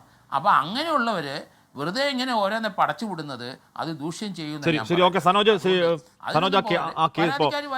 ഇല്ല, ജോർജ് ജോസഫ് പറയുന്നത് അതിലെ ധാർമ്മിക എലമെന്റ് അദ്ദേഹം കണക്കിലെടുക്കുന്നില്ല. അദ്ദേഹം നിയമത്തിന്റെ എലമെന്റ് മാത്രമാണ് കണക്കിലെടുക്കുന്നത്. അദ്ദേഹം പറയുന്നത് ഈ പറയുന്ന കൊഗ്നൈസബിൾ ഒഫൻസുകൾ കേസെടുക്കേണ്ടത് SHO ആണ്. ക്രൈംബ്രാഞ്ചിന് കേസെടുക്കാനുള്ള ഈ പറയുന്ന അധികാരപരിധി അവിടെ ഇല്ല എന്നൊക്കെയുള്ള അദ്ദേഹം പറയുന്നത് തികച്ചും അതിന്റെ ലീഗൽ സൈഡ് മാത്രമാണ്. ഉറപ്പായും ധാർമ്മിക സൈഡ് ഉണ്ട്, പരാതിക്കാർ വരും എന്ന് തന്നെ ശ്രീ സനോജും CPM വിശ്വസിക്കുന്നില്ലേ? അല്ല, ഈ ജോർജ് ജോസഫ് പറയുന്നത് ഒരു ലീഗൽ സൈഡ് മാത്രമല്ല. ഈ രാഹുലിനെ പോലുള്ള ഒരു പെർവേർട്ടിനെ സംരക്ഷിക്കാൻ വേണ്ടി ഏതറ്റം വരെയും പോകുന്ന UDFലെ ചില അണികളുടെ നിലവാരത്തോട് മത്സരിക്കുന്ന ഒരാളായിട്ടാണ് അദ്ദേഹത്തിൻ്റെ വാദങ്ങൾ കേൾക്കുമ്പോൾ എനിക്ക് തോന്നുന്നത്. അതുകൊണ്ട് അദ്ദേഹം ഒരു വലിയ നിയമവിദഗ്ധനായിട്ടോ റിട്ടയർഡ് പോലീസ് ഉദ്യോഗസ്ഥനായിട്ടോ ഒന്നല്ല ഈ ചർച്ചയിൽ പങ്കെടുക്കുന്നത്. പറയുന്നത് കേൾക്കണമല്ലേ, ഇതൊന്നും നിയമവും മറ്റു കാര്യങ്ങളെല്ലാം മാറ്റിവെച്ച് കഴിഞ്ഞാൽ ഈ പൊതുസമൂഹത്തിനുള്ളിൽ വ്യക്തമാക്കപ്പെട്ടിട്ടുള്ള ധാരാളം കാര്യങ്ങളുണ്ട്. ഒരു പൊതുപ്രവർത്തക നേരെ ഈ നിലയിലുള്ള ആരോപണങ്ങളും തെളിവുകളും രംഗത്ത് വന്നിട്ട് ഇപ്പോഴും അദ്ദേഹം അവരെക്കുറിച്ച് പറയുന്ന വാക്കുകൾ അവരെ ന്യായീകരിക്കാൻ വേണ്ടി, അവരെ വെള്ളപൂശാൻ വേണ്ടി എന്തൊക്കെയാണ് ഇവിടെ വന്ന് പറയുന്നത്? ഞാൻ പറഞ്ഞല്ലോ നേരത്തെ, പെൺകുട്ടികൾ നേരിട്ട് വന്ന് പറഞ്ഞിട്ടുണ്ട്. അവരുടെ മുഖം ഇപ്പോൾ കാണുന്നില്ല എന്ന് മാത്രമേ ഉള്ളൂ. എല്ലാ കാലത്തേക്കും മുഖം മറച്ചു വെക്കാൻ ആ പെൺകുട്ടികൾ തയ്യാറാവും എന്ന് ഈ ജോർജ് ജോസഫോട് ആരാ പറഞ്ഞിട്ടുള്ളത്? ആരെങ്കിലും പറഞ്ഞിട്ടുണ്ടോ? എന്നാൽ പിന്നെ ഒരു പെൺകുട്ടിയുടെ ശബ്ദരേഖ പടച്ചുണ്ടാക്കിയിട്ട് 24 പ്രക്ഷേപണം ചെയ്തിരിക്കുന്നു. ഞങ്ങളുടെ ഒരു യുവ MLA താറടിക്കാനാണിത് എന്ന് പറഞ്ഞിട്ട് UDFൻ്റെ ഭാഗമായിട്ട് ആരെങ്കിലും പരാതി കൊടുത്തോ? ഈ ഷാഫി പറമ്പിൽ അതുമായി ബന്ധപ്പെട്ട പരാതി കൊടുത്തിട്ടുണ്ടോ? രാഹുൽ മാങ്കൂട്ടം തന്നെ ഇതുമായി ബന്ധപ്പെട്ട എന്തെങ്കിലും മഹാരാഷ്ട്ര കേസ് ഫയൽ ചെയ്തിട്ടുണ്ടോ? ഒന്നുമില്ലല്ലോ. അപ്പോൾ ഇത്രയേറെ വലിയ നിയമവിദഗ്ധനായിട്ട് അവതരിച്ച ആൾക്ക് ഇതൊന്നും നിയമവിദഗ്ധനൊന്നും ആവണ്ട, കോമൺ സെൻസ് മതി, സാമാന്യ ബുദ്ധി മതി. സാമാന്യ ബുദ്ധിയിൽ നിഷ്പക്ഷമായി കാര്യങ്ങൾ നിരീക്ഷിക്കുന്ന ആളുകൾക്ക് മനസ്സിലാവും. പിന്നെ ഇങ്ങനെയുള്ള പെർവർട്ടുകളെ ന്യായീകരിക്കാൻ വേണ്ടിയിട്ട് വക്കാലത്ത് പണിയുമായിട്ട് പല വേഷവും കെട്ടിയിട്ട് ചാനലുകളിൽ അവതരിക്കുന്ന ആളുകളോടൊന്നും മറുപടി അർഹിക്കുന്നില്ല. അത്തരം ആളുകളോട് തർക്കിച്ച് ജയിക്കാനും ഞാൻ ആളല്ല. ഇതെല്ലാം ചർച്ച കേൾക്കുന്ന ആളുകൾ വിലയിരുത്തട്ടെ എന്ന് മാത്രമേ എനിക്ക് പറയാനുള്ളൂ. പിന്നെ സന്ദീപ് വാര്യരുടെ ഒരുപാട് കാര്യങ്ങൾ പറഞ്ഞു. എന്താ പറഞ്ഞത്? ആദ്യം അദ്ദേഹം പറഞ്ഞത് ഇതൊരു ഒരു ബന്ധവുമില്ലാത്ത, ഒരു പരാതിയില്ലാത്ത, ഇങ്ങനെയൊക്കെ പറഞ്ഞാണ് അദ്ദേഹം തുടങ്ങിയത്. എന്ത് പരാതി ഇല്ലാന്നാണ് സന്ദീപ് വാര്യരെ പറയുന്നത്? സന്ദീപ് വാര്യരെ പോലെയുള്ള പൊതുപ്രവർത്തന രംഗത്ത് ഇത്രയും കാലം നിന്നിട്ടുള്ള ഒരാൾക്ക് ഈ വന്നിട്ടുള്ള വാർത്തകളും കാര്യങ്ങളെല്ലാം നോക്കിക്കഴിഞ്ഞാൽ എങ്ങനെയാണ് ഇങ്ങനെയൊക്കെ പറയാൻ വേണ്ടി കഴിയുക? അപ്പോൾ സന്ദീപ് വാര്യരും ഷാഫി പറമ്പിലും VD സതീശനും എല്ലാം അടങ്ങുന്ന ഒരു സംഘം ആളുകൾ രാഹുലിനെ സംരക്ഷിക്കാൻ വേണ്ടിയിട്ട് കച്ചകെട്ടി ഇറങ്ങിയിരിക്കുകയാണ്. പക്ഷെ നിങ്ങൾ എത്ര തന്നെ ഇറങ്ങിക്കഴിഞ്ഞാലും നിങ്ങളുടെ പാർട്ടിയിൽ നിന്നുൾപ്പെടെ ശക്തമായ പ്രതികരണം ഇതുമായി ബന്ധപ്പെട്ട് ഉണ്ടാവുന്നു എന്ന് നിങ്ങൾ മനസ്സിലാക്കേണ്ടതുണ്ട്. അതിൻ്റെ ഭാഗമായിട്ടാണ് ഉമാ തോമസിനെ പോലുള്ള ആളുകൾ, ഷാനിമോൾ ഉസ്മാനെ പോലുള്ള ആളുകൾ, പ്രധാനപ്പെട്ട കോൺഗ്രസിൻ്റെ നേതൃനിരയിലെ വനിതകൾ, KC വേണുഗോപാലിൻ്റെ ഭാര്യയ്ക്ക് വരെ പോസ്റ്റിടേണ്ടി വന്നല്ലോ. അപ്പോൾ ഇതിന് ന്യായീകരിക്കാൻ കഴിയാത്ത ഒന്നാണ്. ന്യായീകരിക്കാൻ വേണ്ടി വരുന്ന ആളുകളോട് സ്വാഭാവികമായിട്ടും ജനങ്ങൾക്ക് അമർഷവും വിദ്വേഷവും നമ്മൾ പോയ ദിവസങ്ങളിൽ സംസാരിച്ചാണ് ഇത്. പക്ഷേ നിങ്ങൾ ഷാഫിക്കെതിരെ സമരമായി ഇറങ്ങിയത് തെറ്റായ സ്ട്രാറ്റജിയായി പോയോ? അതെ, സന്ദീപിനും കോൺഗ്രസിനും ഒരു ആയുധം കൊടുക്കലായോ സനോജ്? ഒരു തെറ്റ് ഞാൻ പറഞ്ഞല്ലോ, ഷാഫിക്കെതിരെ DYFI സമരം പ്രഖ്യാപിച്ചിട്ടില്ല. എന്നാൽ ഇങ്ങനെയുള്ള ഒരാളെ ന്യായീകരിക്കാൻ വേണ്ടിയിട്ട് രംഗത്ത് വന്നപ്പോൾ ആ മണ്ഡലത്തിലെ ചെറുപ്പക്കാർക്ക് അയാളെ കണ്ടപ്പോൾ ഒരു ക്ഷോഭമുണ്ടായി. അതൊക്കെ സാധാരണയല്ലേ ആഷ്മി? അല്ല സനോജ്, വടകരയിൽ നിങ്ങളെ വലിയ ഭൂരിപക്ഷത്തിൽ പരാജയപ്പെടുത്തിയതിന്റെ ചുരുക്കാണ് എന്ന് പറയുന്ന നേതാക്കളെ കണ്ടു. വർഗീയവാദിയാക്കി ചിത്രീകരിക്കുന്ന വ്യാജ സ്ക്രീൻഷോട്ട് ഇറങ്ങി എന്നിട്ട് പോലും തോൽപ്പിക്കാൻ കഴിഞ്ഞില്ല. അതിന്റെ കൊതിക്കറിവാണ് എന്നൊക്കെ പറയാനുള്ള വകുപ്പ് നിങ്ങൾ കൊടുത്തല്ലേ? പറയാൻ പറ്റൂ? അല്ല, അത് കോൺഗ്രസിന്റെ വക്താക്കൾ അത് പറയും. കോൺഗ്രസിന്റെ വക്താക്കൾക്ക് കുറച്ച് ദിവസമായിട്ട് ഒരു കച്ചിത്തെരുമ്പ് കിട്ടിയിട്ടില്ല. അപ്പോൾ അയ്യോ ഞങ്ങളുടെ ഷാഫി ഇത് ആക്രമിച്ചെന്ന് പറഞ്ഞിട്ട് നിലവിളിയാണല്ലോ ഇപ്പോൾ കേൾക്കുന്നത്. ഷാഫി എവിടെ ആക്രമിച്ചത്? ഷാഫിയുടെ ഷോ ആണ് അവിടെ ഉണ്ടായത്. സ്വാഭാവികമായിട്ടുണ്ടായ ഒരു പ്രതികരണം, ഒരു പ്രതിഷേധം, മുദ്രാവാക്യം, അവരങ്ങ് പോവും. ഷാഫിയുടെ വണ്ടിയെടുത്ത് പോകാനേ ഉള്ളൂ. ഷാഫി അവിടെ ഇറങ്ങുന്നു, എനിക്ക് 2 തല്ല് കിട്ടുമോ എന്ന് നോക്കുന്നു, അല്ലേ? എന്തൊക്കെയാണ് അവിടെ പ്രകോപനം ഉണ്ടാക്കിയത്? ഷാഫിക്ക് അതുവഴി പോയാൽ പോരെ? ഇവർ തന്നെ എത്ര മന്ത്രിമാരെ തെരുവിൽ തടഞ്ഞിട്ടുണ്ട്. ഞങ്ങളുടെ മന്ത്രി വീണ ജോർജിനെ ഇവർ എത്ര സ്ഥലത്ത് തടഞ്ഞു വെച്ചു ഈ സമീപ ദിവസങ്ങളിൽ മാത്രം. എന്താ പിന്നെ വീണ ജോർജ് അവിടെ ഇറങ്ങിയിട്ട് അവിടെ പ്രകോപനം ഉണ്ടാക്കിയിട്ടുണ്ടോ? ഷാഫി അവിടെ ഇറങ്ങിയിട്ട് പ്രതിഷേധിക്കുന്ന ആളുകളോട് പ്രകോപനം ഉണ്ടാക്കി 2 തല്ല് വാങ്ങിയിട്ട് ഹോസ്പിറ്റലിൽ കിടക്കാൻ പറ്റുമെന്നാണ് ഷാഫി നോക്കിയത്. അങ്ങനെ കിടന്നാൽ മാത്രമേ ഈ പ്ലേറ്റ് തിരിച്ചിടാൻ വേണ്ടി കഴിയൂ. ഷാഫിയുടെ ബുദ്ധിയൊന്നും ആൾക്ക് മനസ്സിലാവാത്തതല്ല. ഷാഫിയുടെ ഷോ കൊണ്ടൊന്നും രാഹുൽ മാങ്കൂട്ടം രക്ഷപ്പെടാൻ വേണ്ടി പോകുന്നില്ല. ഷാഫി ഇതിനേക്കാൾ വലിയ ഷോ ഇറക്കിയാലും വഴിയിൽ തങ്ങില്ല. സന്ധ്യ വാര്യർ, ശരി, രാഹുൽ മാങ്കൂട്ടത്തിനെ എന്താ പാർട്ടിയുടെ പ്രാഥമിക ഒരു പാർട്ടിക്കാരനെ ഏറ്റവും ഹർട്ട് ചെയ്യുന്ന, ഏറ്റവും വേദനിപ്പിക്കുന്ന, അല്ലെങ്കിൽ അയാൾ കിട്ടുന്ന ഏറ്റവും വലിയ ശിക്ഷ പ്രാഥമിക അംഗത്തിൽ നിന്ന് അയാളെ പുറത്താക്കുന്നു. നല്ല കാര്യം. അങ്ങനെ പുറത്താക്കിയെങ്കിൽ അങ്ങ് കൈവിടുകയല്ലേ വേണ്ടത്? അതായത് ഇവിടെ കൊടുക്കുന്ന സുരേഷ് പറയുന്നത് എന്താണ്? രാഹുൽ മാങ്കൂട്ടത്തിന് ഇത് കള്ളക്കേസാണെന്നാണ് പറയുന്നത്, അല്ലെങ്കിൽ എടുക്കാൻ പോകുന്ന കള്ളക്കേസെന്നാണ് പറയുന്നത്. എന്തിനാണ് അങ്ങനത്തെ പ്രതികരണങ്ങൾ? സന്ദീപ്. അഷ്മി, ഞാൻ അതിലേക്ക് വരാം. അതിനുമുമ്പ് പിന്നെ ഇവിടെ സനോജും ജിതിൻ ദേവും പറഞ്ഞ ചില കാര്യങ്ങൾക്ക് മറുപടി കൊടുക്കേണ്ട സമയക്കുറവുള്ളതുകൊണ്ട് വളരെ പെട്ടെന്ന് അവസാനിപ്പിക്കാം. ജിതിൻ പറഞ്ഞത് ഇത് വളരെ പഴയ കേസാണ്, നിരന്തരമായിട്ട് ഉന്നയിക്കുന്നതാണെന്നാണ് അദ്ദേഹം പറഞ്ഞത്. ആ ഒരൊറ്റ വാദം തന്നെ ആ കേസിൻ്റെ ജെന്യൂനിറ്റി തെളിയിക്കുകയാണ്. നീണ്ട 11 വർഷക്കാലം സ്വന്തം കുടുംബത്തിലെ ഒരു അനുജത്തി ജ്യേഷ്ഠനെതിരെ, അതായത് സഹോദരിയുടെ ഭർത്താവിനെതിരെ, ജ്യേഷ്ഠനാണല്ലോ, ആ ജ്യേഷ്ഠനെതിരെ 11 വർഷമായി കൺസിസ്റ്റൻ്റ് ആയിട്ട് ഒരേ ഒരു കാര്യം പറയുന്നുണ്ടെങ്കിൽ ആ പെൺകുട്ടി കളവാണ് പറയുന്നത് എന്ന് പറയണമെങ്കിൽ, അതും പ്രത്യേകിച്ച് സംഘപരിവാർ അനുകൂലിയായിട്ടുള്ള RSSനെ വിശ്വസിക്കുന്ന, BJP ഇപ്പോഴും വിശ്വസിക്കുന്ന ഒരു പെൺകുട്ടി പറയണമെന്നുണ്ടെങ്കിൽ, രാജീവ് ചന്ദ്രശേഖരനെ വിശ്വസിച്ച് പരാതി അയച്ചൊരു പെൺകുട്ടി പറയണമെന്നുണ്ടെങ്കിൽ, ആ പെൺകുട്ടിയെ പോലും പൊതുസമൂഹത്തിൽ കളങ്കപ്പെടുത്തുന്ന രീതിയിൽ BJPയുടെ പ്രതിനിധി സംസാരിക്കുമ്പോൾ എനിക്ക് വലിയ വിഷമം തോന്നുന്നുണ്ട്. ഇത് BJPയിലെ ബാക്കിയുള്ള പിന്നെ സ്ത്രീകളോടുമൊക്കെയുള്ളവരുടെ സമീപനം ആയിരിക്കുമല്ലോ. അപ്പോൾ ഈ പറയുന്നതിൽ അത്ഭുതമൊന്നുമില്ല. ഇപ്പം അദ്ദേഹം പറഞ്ഞു രാഹുലിനെതിരെ നിരവധി കേസുകളുണ്ട്, നിരവധി ആരോപണങ്ങളുണ്ടെന്ന് പറഞ്ഞു. ശരി, ആരോപണങ്ങളുണ്ട്, അവിടെ കേസ് ഉണ്ടെങ്കിൽ കേസ് എടുത്തോട്ടെ, യാതൊരു വിരോധമില്ല, കോടതിയിൽ ഫൈറ്റ് ചെയ്യട്ടെ, ഞങ്ങൾക്കത് വിരോധമില്ല, പാർട്ടി എടുക്കുന്ന നടപടി എടുത്തു. ഒറ്റ കാര്യം ചോദിക്കാനുള്ളൂ, ബ്രിജ്ഭൂഷണെതിരെ എത്ര കേസുണ്ടായിരുന്നു? 7 കേസുകൾ. അതിലൊന്ന് പോക്സോ ആയിരുന്നു. നിങ്ങൾ ബ്രിജ്ഭൂഷൺ എന്ത് ചെയ്തു? കൈവെള്ളയിൽ വെച്ച് സംരക്ഷിച്ചില്ലേ? ഇനി യെദ്യൂരപ്പയെ നിങ്ങൾ എന്ത് ചെയ്തു? യെദ്യൂരപ്പ പാർലമെന്ററി ബോർഡിലിരിക്കുകയാണ്. ഏതാ കേസ്? പോക്സോ കേസാണ്. നിങ്ങളെ കേരളത്തിൽ നിന്നുള്ള ഭരണഘടനാ പദവിയിലിരിക്കുന്ന ഒരു വ്യക്തി ഉണ്ടല്ലോ, ലൈംഗിക കേസിൽ, ലൈംഗിക ആക്രമണ കേസിൽ വന്നല്ലോ അദ്ദേഹത്തിന്റെ പേരിൽ, നിങ്ങൾ ഇപ്പോഴും സംരക്ഷിച്ചുകൊണ്ടിരിക്കുകയല്ലേ? ഭരണഘടനാ പദവിയിലാണ് ഇപ്പോഴും ഇരിക്കുന്നത് കേരളത്തിൽ നിന്നുള്ള BJP നേതാവ്, നിങ്ങൾ ഇപ്പോഴും സംരക്ഷിച്ചുകൊണ്ടിരിക്കുകയല്ലേ? അപ്പോൾ ഇതൊക്കെ ചെയ്തുകൊണ്ടിരിക്കുന്ന BJPക്ക് ഈ കാര്യത്തിൽ ഇത് പറയാൻ ഒരു അർഹതയുമില്ല, ധാർമ്മികതയില്ല. പ്രധാനപ്പെട്ട കാര്യം, ഞാൻ പാലക്കാട്ടെ കേസുമായി ബന്ധപ്പെട്ട് അത്രയും പറയാൻ ആഗ്രഹിക്കുന്നുള്ളൂ. രണ്ടാമത് സനോജ് പറഞ്ഞ കാര്യങ്ങളുണ്ട്. ഇവിടെ നോക്കൂ, ഇവിടെ പ്രധാനപ്പെട്ട പ്രശ്നം എന്താ? ഷാഫി പറമ്പിലിനെതിരെ ഒരു ആവശ്യവുമില്ലാതെ വടകരയുടെ മണ്ണിൽ വെച്ച് അക്രമോത്സുകമായ സമരം നടത്തുകയും അദ്ദേഹത്തെ അധിക്ഷേപിക്കുകയും ചെയ്യുന്നു. സ്വാഭാവികമായിട്ടൊരു മനുഷ്യൻ എന്ന നിലയ്ക്ക് അദ്ദേഹത്തിന് തിരിച്ച് പ്രതികരിക്കാനുള്ള അവകാശമുണ്ട്, അദ്ദേഹം നിർവഹിച്ചിട്ടുണ്ട്. വടകരയിലെ ജനങ്ങളും ഷാഫിക്കൊപ്പം അണിയർന്നിട്ടുണ്ട്. ഞാൻ എന്ത് ലോജിക്കാണ് ഷാഫിക്കെതിരെ പ്രതിഷേധിക്കുന്നുള്ളത്? അങ്ങനെയാണെങ്കിൽ ഞാൻ ചോദിക്കട്ടെ, ഇപ്പോൾ ഹാഷ്മി ഇവിടെ ഇരിക്കുന്നുണ്ട്. ഹാഷ്മിയുടെ ഒരു സഹപ്രവർത്തകനെതിരെ ഇന്ന് ഒരു മാധ്യമ പ്രവർത്തക ഒരു പരസ്യമായിട്ടൊരു ആരോപണം ഉന്നയിച്ചിട്ടുണ്ടല്ലോ. ആ അല്ല, മറ്റൊരു മാധ്യമ സ്ഥാപനത്തിലാണ്, പക്ഷേ ഒരേ ഫ്രട്ടേണിറ്റിയിൽ പെടുന്നയാളാണ്. റിപ്പോർട്ടർ ചാനലിലെ മാധ്യമ പ്രവർത്തകനെതിരെ, അല്ലെങ്കിൽ അവിടുത്തെ എന്താണ് സഹപ്രവർത്തകനാണോ എനിക്കറിയില്ല, ഞാൻ ഒരേ ഫ്രട്ടേണിറ്റി അല്ലേ? നിങ്ങളുടെ ഒരേ ഫ്രട്ടേണിറ്റി അല്ലേ? അഞ്ജന എന്ന് പറയുന്ന റിപ്പോർട്ടർ ചാനലിൽ പ്രവർത്തിച്ചിരുന്ന പെൺകുട്ടി ഇന്ന് പരസ്യമായിട്ടൊരു ആക്ഷേപം ഉന്നയിച്ചിരിക്കുന്നു. ഞാൻ ചോദിക്കട്ടെ, അതല്ലേ ചർച്ച ചെയ്യേണ്ടത്? ഇന്ന് ചർച്ച ചെയ്യേണ്ടത് വാസ്തവത്തിൽ അതായിരുന്നില്ലേ? എന്തേ കേരളത്തിലെ മാധ്യമങ്ങൾ ഒരു മാധ്യമ സ്ഥാപനത്തിനെതിരെ ഉയരുന്ന ആക്ഷേപം ചർച്ച ചെയ്യുന്നില്ല? തീർച്ചയായിട്ടും നിങ്ങൾ ചർച്ച ചെയ്യേണ്ട വിഷയമല്ലേ? സനോജിന്റെ പോലീസ്, ഇവിടെ പരാതിക്കാരി ഉണ്ടല്ലോ, പരാതിക്കാരി പരസ്യമായിട്ട് ഫേസ്ബുക്ക് പോസ്റ്റ് ചെയ്തിട്ടുണ്ട്. ആരാണ് പിന്നെ പ്രതി എന്നുള്ളത് പരാതിക്കാരിയോട് ചോദിച്ചാൽ മതി. ഈ പ്രതി ഇരിക്കുന്ന സ്ഥാപനം ഏതാണെന്ന് നിങ്ങൾക്കറിയാം. നാളെ പോലീസിന് നിങ്ങൾ അങ്ങോട്ട് വിടുന്നുണ്ടോ? സനോജ് മറുപടി പറയൂ, നിങ്ങളെ കൊണ്ട് പറ്റുമോ? അപ്പൊ നിങ്ങൾ ഈ സെലക്റ്റീവായിട്ട് ചെറിയ പിക്കിംഗ് ചെയ്യരുത്. നിങ്ങൾക്ക് ആവശ്യമുള്ള കേസുകളിൽ മാത്രം നിങ്ങൾ തീരുമാനിക്കുക, എന്നിട്ട് പരാതിക്കാരെ തപ്പുക. ഇവിടെ പരാതിക്കാരുള്ള കാര്യമാണ് ഞാൻ പറയുന്നത്. ശരി, എനിക്ക് ജതിലേക്ക് വരാൻ സമയമില്ല, ക്ഷമിക്കണം എന്നോട്. എൻ്റെ സമയം കഴിഞ്ഞു, ഓണമായതുകൊണ്ട് കുറച്ച് ബ്രേക്ക് ഉള്ളതുകൊണ്ടാണ് ഇത് ഞാൻ പറയുന്നത്. ഇങ്ങനെ ഉയരുന്ന ആരോപണങ്ങൾ ഏതു ഭാഗത്തു നിന്നാണെങ്കിലും, ഈ പറഞ്ഞ വേട്ടക്കാർ എവിടെയൊക്കെ ഉണ്ടെങ്കിലും ആ വേട്ടക്കാർക്ക് എല്ലാമെതിരെ നടപടി ഉണ്ടാവണം എന്നാണ് പറയുന്നത്. അതിൽ ഈ പറയുന്ന രാഹുൽ മാങ്കൂട്ടത്തിനെതിരെ ക്രൈംബ്രാഞ്ച് അന്വേഷണം മുന്നോട്ടേക്ക് പോകട്ടെ. സമാനമായ പരാതികളോ സമാനമായ ആരോപണങ്ങളോ അതിൻ്റെ തുടർച്ചയിൽ ഉണ്ടാവും. ജിതിൻ പറഞ്ഞോ, എൻ്റെ സമയം കഴിഞ്ഞുകൊണ്ടാണ്, ക്ഷമിക്കും, പറയൂ. അല്ല, ഇവിടെ വന്നിരുന്ന ഒരാൾ ആരോപണം പറഞ്ഞപ്പോൾ നിങ്ങൾ അതിന് മറുപടി പറഞ്ഞാൽ പോരുത്. നിങ്ങൾ എന്തേ പറഞ്ഞത്? ബ്രിജ്ഭൂഷൺ യെദ്യൂരപ്പയ്ക്കുള്ള കേസ് എന്താണ് സന്ദീപ് വാര്യർ? നിങ്ങൾ ആവശ്യമില്ലാതെ ഇങ്ങനെ വെറുതെ ഇങ്ങനെ വാച്ചള പഠിച്ചുകൊണ്ടിരിക്കരുത്. നിങ്ങളൊരു പൊട്ടാത്ത ബോംബ് കൊണ്ടുവന്ന് അങ്ങനെ അത് വലിയ കാര്യത്തെ കൊണ്ടുവന്ന് എങ്ങനെ ഈ പരാതി ചോർന്നത്? എങ്ങനെ കേസ് എന്താണ്? പരിശോധിക്കുക.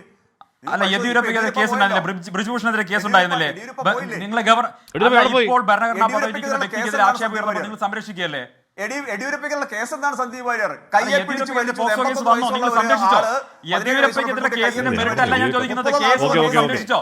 ശരി എന്റെ സമയം കഴിഞ്ഞു. അത് രാഹുൽ ആവട്ടെ ആരുമായിക്കോട്ടെ, സമാനമായ പരാതികൾ മുഖം വെച്ചും മുഖമില്ലാതെയും ആരൊക്കെ പരാതി വന്നാലോ പരാതികളൊക്കെ അന്വേഷിക്കട്ടെ. എൻകൗണ്ടർ പൂർണ്ണമാവുന്ന ഗുണായിട്ട്.